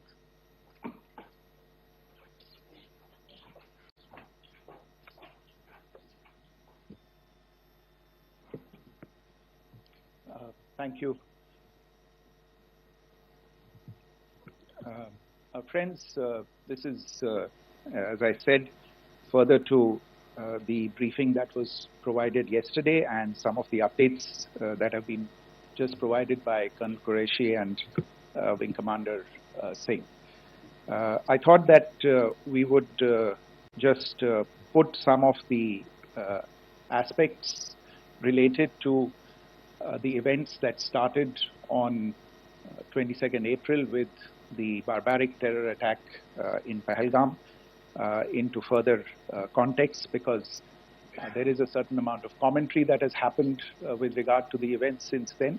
And more than the commentary, there has been a lot of disinformation that has been directed at us from across the border. So a few things that I would like you to keep in mind. First of all, there is mention on all sides of escalation. I think the first point that you have to keep in mind is the attack of 22nd April in Pahalgam is the original escalation. ये जो सिलसिला है जो हम देख रहे हैं आज की घटनाओं को लेके, ये 22 अप्रैल के पहलगाम के हमले से शुरू हुआ है। एस्केलेशन वहां पे हुआ है और उस एस्केलेशन का जवाब भारतीय सेना ने, भारतीय फौज ने कल अपने एक्शन से दिया है। Secondly,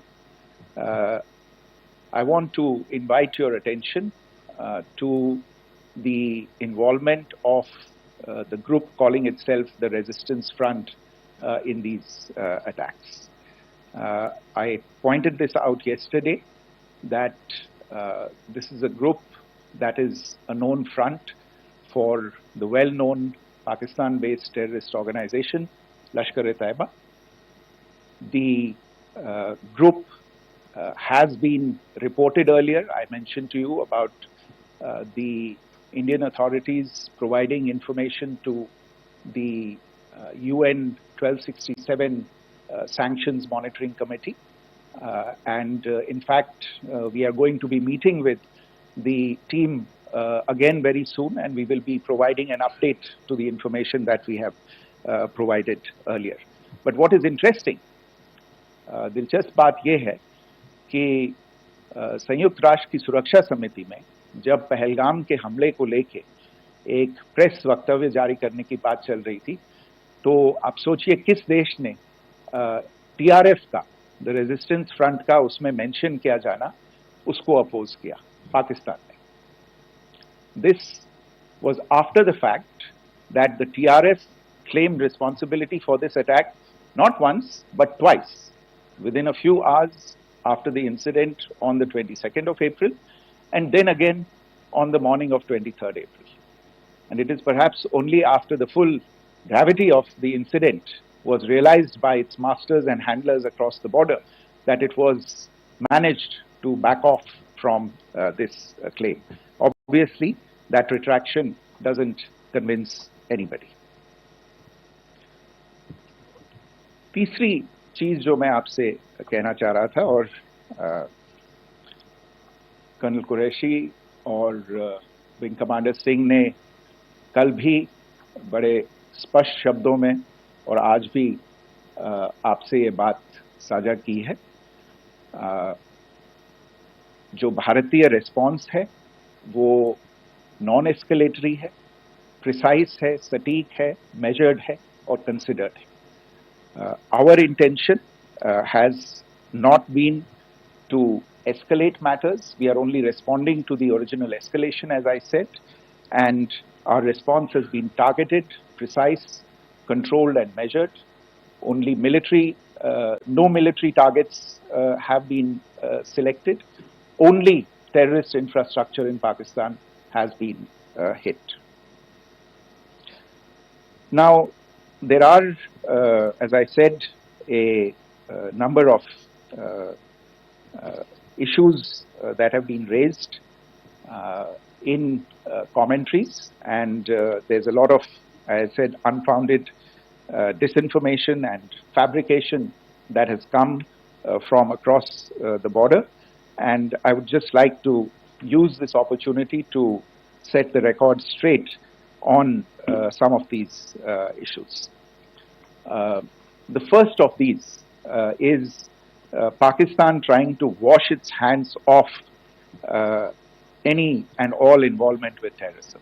I think the Pakistani information minister said there are no terrorists in Pakistan, and I think he was challenged on that in the television program that he was appearing on. But even if I partially repeat myself from yesterday, I think Pakistan's reputation as the epicenter of global terrorism is rooted in a number of instances where concrete evidence is available, not just to India, but to governments and authorities and agencies around the world. There are several terrorist attacks around the world where Pakistani fingerprints have been found. I don't need to belabor the point with regard to this audience about where Osama bin Laden was found and who called him a martyr. Pakistan has also for decades pursued cross-border terrorism into India with impunity, and as I said yesterday also, in order to deliberately mislead the international community, they claimed that the terrorist Sajid Mir was dead. They came under pressure, and Sajid Mir was then brought back to life, arrested, and is now apparently in Pakistani custody. Pakistan is also home to a very large number of UN proscribed as well as UN proscribed terrorists, as well as terrorists proscribed by a number of other governments in the world, including, of course, the Lashkar-e-Taiba and the Jaish-e-Mohammed, as well as their leaders, Masood Azhar and Hafiz Mohammed Saeed.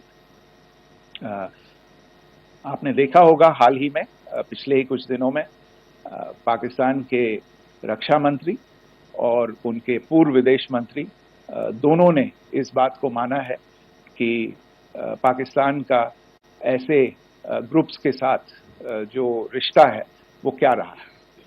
Both the defense minister and the former foreign minister of Pakistan, I think they've done a more eloquent job of this than I could ever do in terms of describing their country's implication in international terrorism and their involvement in housing these kinds of groups.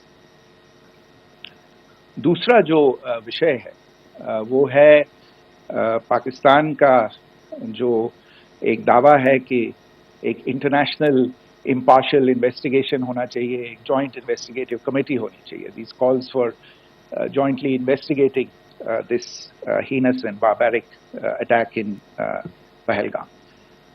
Again, I think you know the history well on this. You know the track record well, and it is not a bright track record insofar as Pakistan is concerned. In fact, in the pursuit of justice for the victims of multiple terrorist attacks, whether it be Mumbai in 2008, in Pathankot in 2016, or many others. But in particular for these two attacks, India had offered to cooperate. India provided forensic evidence and urged Pakistan to bring the perpetrators of these attacks to justice. We, in particular with regard to the Mumbai attacks of 2008, where a Pakistani Lashkar-e-Taiba terrorist was captured alive, India provided extensive information and evidence related to the involvement of Pakistani terrorists in this attack. Cases were registered, but you are all aware that these cases have not progressed, despite the formation of judicial teams, etc. And Pakistan has consistently stonewalled all efforts to move the investigation along. In fact, with regard to the Pathankot attack as well, a joint investigative team was formed. We gave access, unprecedented access, I should say, to Pakistani team to the site of the attack. Details of call records data and DNA, etc. were shared with Pakistan.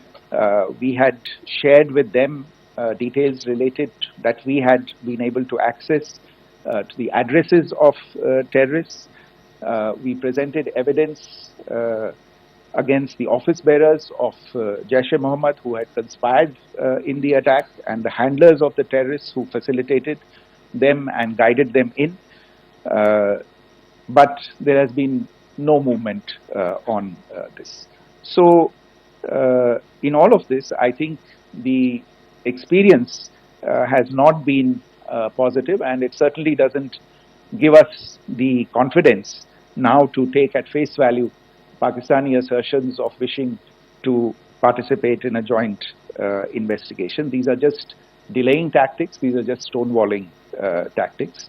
And in fact, there is reason to believe that Pakistan uses the evidence that we provide only to cover its tracks and, in fact, defend the terrorists who we are looking for and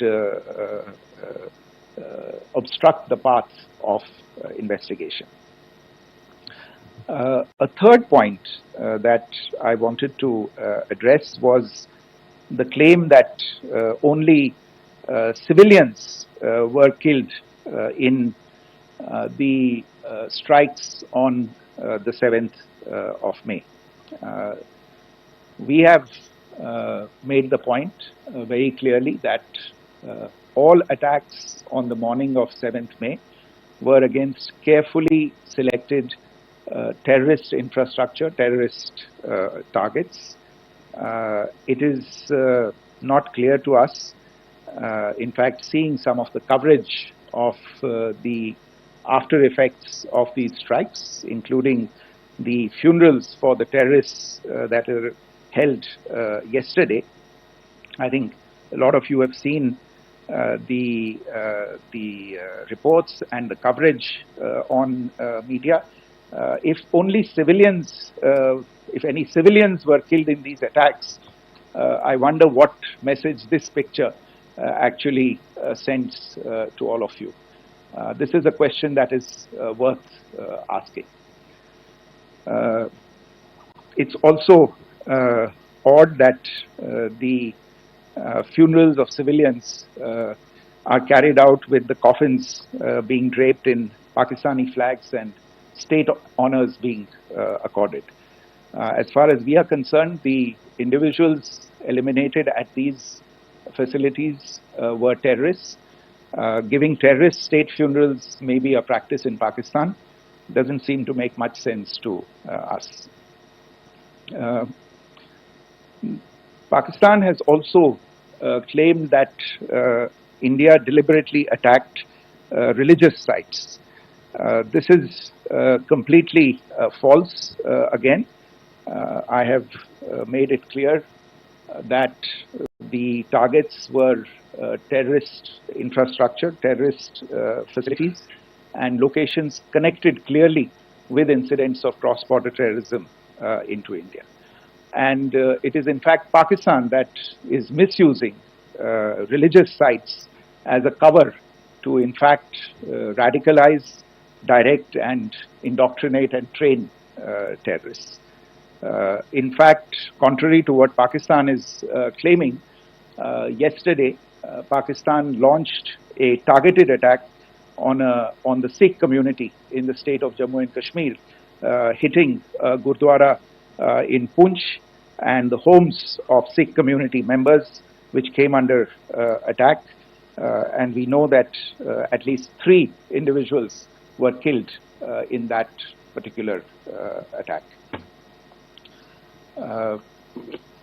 Pakistan is also making attempts to, in fact, just to add to this point, the retaliatory action that Pakistan has taken, in fact, is impacting civilians. I showed you the picture of the Gurdwara and the Sikh community members who were killed in this. There are other civilians also who've been killed and injured in these attacks. In fact, since yesterday morning, a total of 16 civilians have been killed and 59 others have been injured in the attacks by Pakistan. Not only this, Pakistan is also making attempts as part of its disinformation campaign to paint our action with regard to cross-border terrorism through the communal angle. If that is the issue, then I think I can do no better than to cite or point you in the direction of the Pakistan Army Chief's speech of 16 April 2025. I think that is the last word in communal rhetoric. And in the Pahalgam attack itself, you are aware of the kind of religious profiling that was done there, and perhaps there is a linkage between these two events. I can only say that these nefarious designs will not be allowed to succeed in India. And it is to be noted that people from all faiths, all religions, all regions in India have unequivocally, not just in India but around the world, have condemned these attacks. The Pakistani claims of now responding to India's strikes of the 7th of May. As I said right at the outset, it is India which is responding. The original escalation was by Pakistan on the 22nd of April. We are the ones who are responding to that escalation with the action that was taken yesterday morning. And again, I would like to emphasize that the action was restrained. It was directed towards non-civilian, non-military targets and confined to terrorist camps. And again, as we have been saying since yesterday, any further action by Pakistan, some of which we are seeing today, is nothing but escalation by Pakistan now, once again, and will be responded to and is being responded to appropriately. One point that I wanted to also address was the allegations to the targeting of a dam, the Neelam Jhelum project in Pakistan-occupied Kashmir. I want to say that this is an absolute and complete fabrication and a blatant lie. India has targeted only and only terrorist infrastructure, and the details of that that terrorist infrastructure, together with the locations, were shared with you yesterday by Colonel Qureshi and Wing Commander Singh. I should note that if this kind of a claim is a pretext for targeting Indian infrastructure of a similar nature, Pakistan will be entirely responsible for the consequences that will undoubtedly follow. Finally, I want to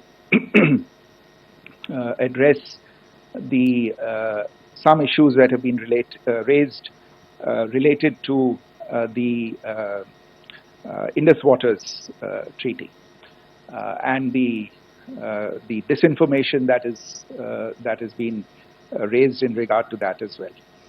The fact is that there have been fundamental changes in the circumstances in which the Indus Waters Treaty was concluded, and they call for a reassessment of the obligations under the treaty. Over the last year and a half to 2 years, India has been in communication with the government of Pakistan. We've sent several notices to them requesting for negotiations to discuss modification of the treaty. India has for 6+ decades now honored the treaty, even during periods when Pakistan imposed multiple wars on us, and even when relations were adversarial. Pakistan is the one that has been acting in violation of the treaty, deliberately creating legal roadblocks in India exercising its legitimate rights on the western rivers. Any projects that India sought to build on the eastern rivers, and even on the western rivers, which we are allowed to by the treaty, were always challenged by Pakistan, thereby hampering our rights to utilize our legitimate waters under the treaty. In fact, if you see the preamble of the treaty itself states that the treaty was concluded in a spirit of goodwill and friendship. Mark those words, concluded in a spirit of goodwill and friendship. ये भारत का धैर्य और भारत की सहनशीलता है जो 65 साल से हम इतनी प्रोवोकेशन के बावजूद इस ट्रीटी को निभा रहे हैं. However, as has been made clear earlier as well, Pakistan has not responded to our requests to enter into negotiations for a reassessment of the obligations under the treaty. A number of conditions have changed.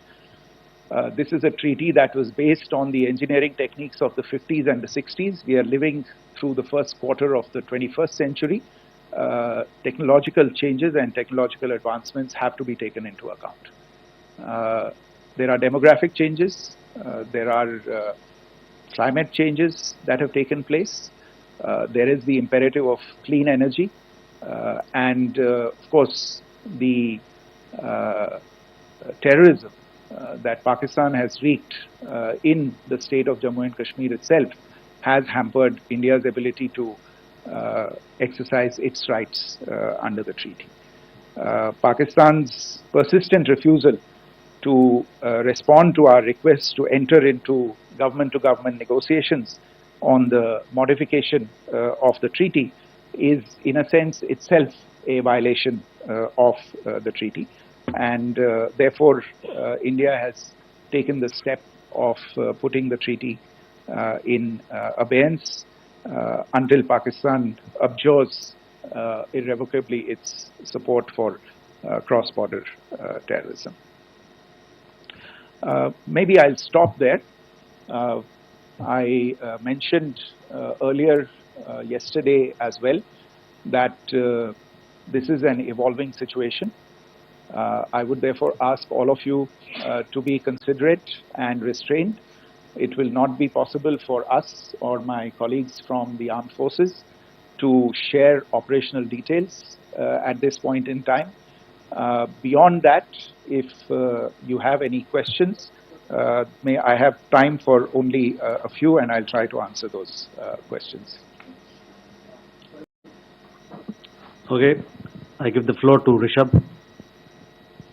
On Secretary, good evening. This is Rishabh from Times Now. I just wanted to understand, as per the press release that has been released earlier today, it says that we have successfully hit at the air defense of Lahore. Does it give our forces a better chances if in case of further escalation? And are there other air defense places as well at strategic location that were targeted? Rishabh, you are violating the first rule that I set out at the end of my remarks. The press release that has been issued by the Ministry of Defense today speaks for itself. It is related to operational matters. It's been released by the Ministry of Defense.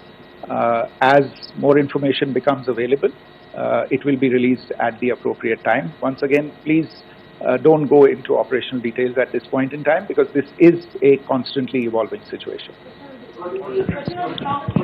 Yeah, go ahead. Foreign Secretary Smita Sharma, just wanted to ask, the Pakistani Minister Ishaq Dar in an interview has claimed that the national security advisors of India and Pakistan have spoken to each other. If you could confirm or deny, and is complete severance of diplomatic ties with Pakistan also on the table? I have no information with regard to contacts between the two national security advisors. Insofar as diplomatic relations are concerned, you've seen the steps that were announced in response to the following the meeting of the Cabinet Committee on Security on the 23rd of April. There are no further steps that are under consideration at this moment in time. Yeah, go ahead.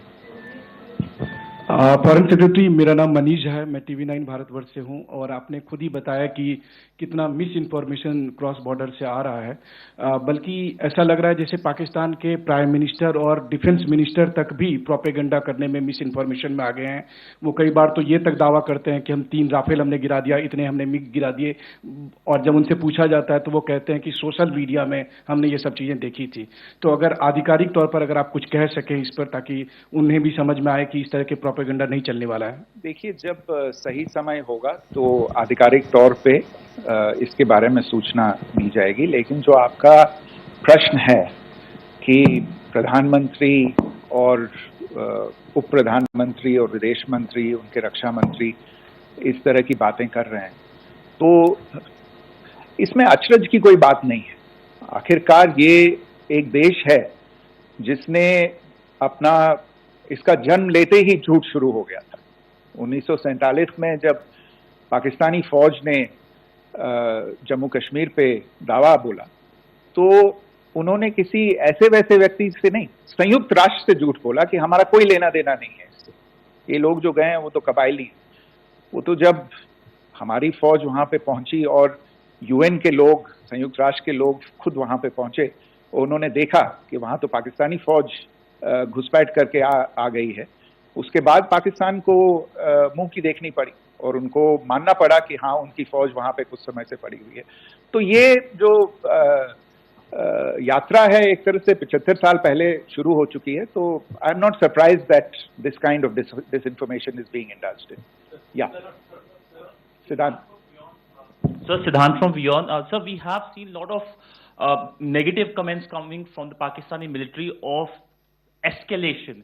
If tomorrow there is an escalation, there are strikes, we know one attempt has been thwarted, what will be the Indian response to those attempts of creating more escalation? Because it is looking like it's going towards more escalation. And my second question is, are any other world powers, essentially the P5 countries, the West Asian countries, reaching out to de-escalate the current situation? Look, on escalation, we've already made our stance clear. I mean, there are two basic points. First of all, it is Pakistan that escalated on the 22nd of April. We are only responding to that escalation. And then what we have said yesterday and what my colleagues have said today, that now if there is an attempt at further escalation by Pakistan, it will be responded to in an appropriate domain.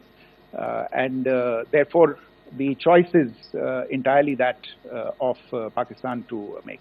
As to your second question, I don't think I can do better than to point you in the direction of the statements that are being made from practically every chancellery in the world and the sentiment that they are carrying. That sentiment essentially and for the major portion is support for the government of India in the context of the condemnation of the terrorist attack in Pahalgam on the 22nd of April. There is wide recognition of the government of India's right to respond to these attacks in self-defense, and of course a desire to ensure that there is not further escalation. I think these statements speak for themselves. Yeah. Sir, this is Mausami from India Today. Now, in the all-party meeting, we have learned that the defense minister has said that, in the operations in Sindoor, almost 100 terrorists were killed. Would we have any details about what is the number like, and also about if there were any big faces, masterminds, terrorist masterminds who were in fact killed? There is also a report that Masood Hazar's family's 10 members have been killed, and Rauf Asgar, who was actually the mastermind of Pulwama, he's also been badly, severely injured.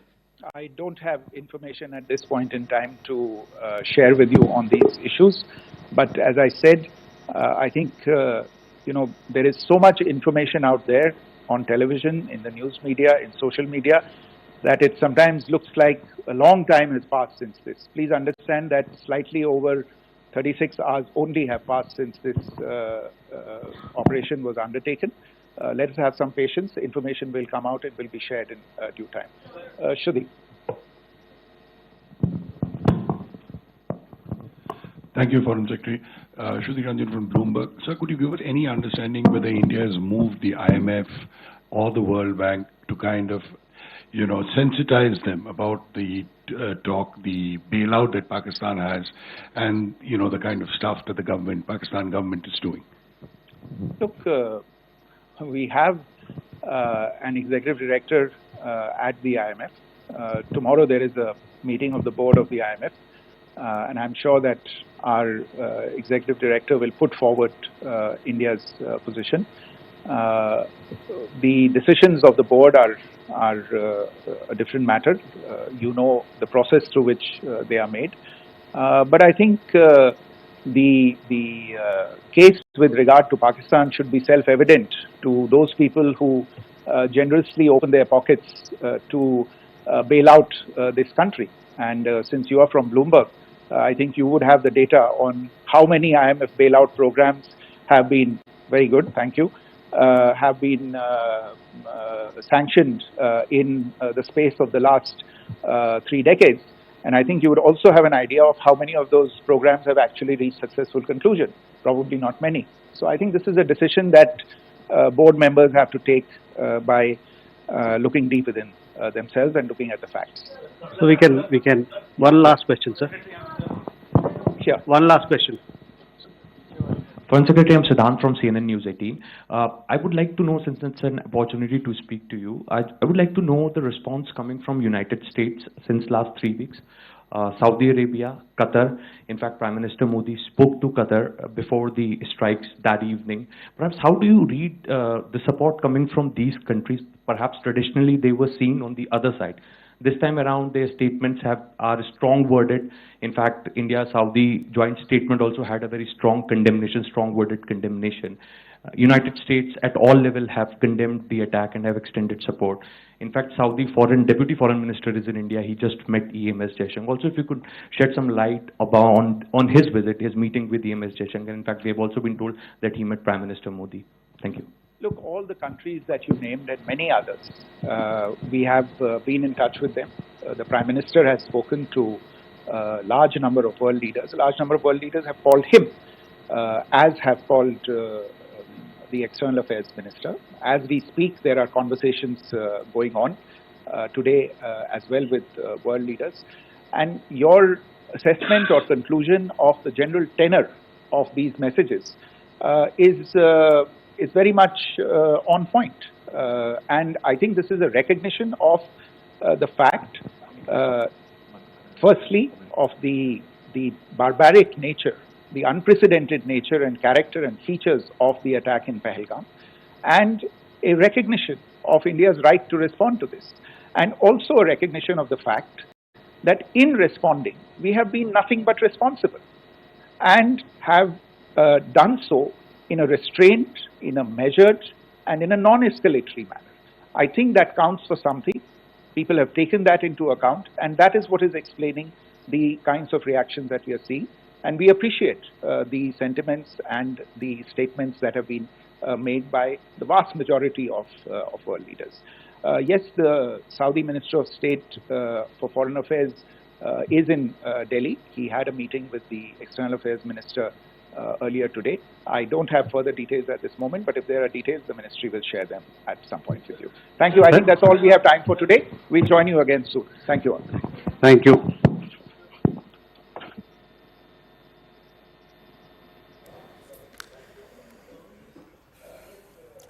The second briefing by the MEA and the MOD on Operation Sindoor. But of course, they recounted the information that we had brought to you earlier this afternoon as well about how Pakistan attempted to attack as many as 15 different locations across the international border in the early hours this morning, targeting specifically military or air force installations. But all of those attempts were thwarted. On the other side, India, in a proportionate response, fired drones and other ammunition into Pakistan territory and have managed to destroy the air defense radar systems. My colleague Akash is with us. Akash, that information being reiterated in that press conference, and once again India making it clear that the original escalation was the Pahalgam attack. India retaliated after that, and now Pakistan is trying to escalate the matter. Right. First of all, I'll start it by saying that both the officers, both the women officers, were in combat uniform, is sending a larger message, and is a message that, we won't disturb you initially, but if you will try to, send terrorists to our territory, our land, if you'll attack us, then we won't spare. And in fact, it was categorically mentioned by the Foreign Secretary as well, that how there was a linkage, in fact, links between the speech by the army chief, Pakistani army chief, and the attacks that happened here in Pahalgam.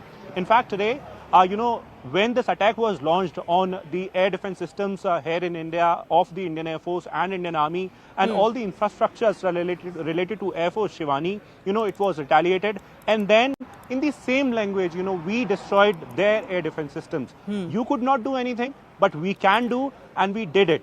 This is what the message is, and in fact in the press conference it was point-wise clarification on a number of narratives that have been ongoing in the social media. We know that how Pakistan is propagating several sort of theories. They are claiming several sort of jets, Indian jets that were downed by their air force. They are claiming that how they have downed several Indian drones while the retaliation was carried out in the morning today, and a number of things. But Foreign Secretary in fact has clarified on all these aspects, Shivani. Absolutely, Akash. Thanks a lot for joining us. We'll keep coming back to you for more. Let's also go across to our guest joining us. Lieutenant General Philip Campos is former Vice Chief of the Army Staff. Rajiv Dogra, former diplomat and Consular General to Karachi. Sushant Sareen, Senior Fellow ORF, Wing Commander Abhishek Matiman, Defence Expert, also with us. Thank you, gentlemen, for joining me. And you may appreciate the delay caused because of that press conference. Let me begin with Lieutenant General Philip Campos on what the Indian MOD, MEA's position is. You must have, of course, taken in the information that has come in this afternoon about Pakistan attempting to escalate and target military installations of the Indian Air Force, particularly across the international border. India has already responded. The message still from India seems to be that, okay, do not escalate any further. They don't seem to, they're not using this as an opportunity to go full hog against Pakistan. They're saying we have responded in a proportionate manner, but Pakistan should not do anything else now.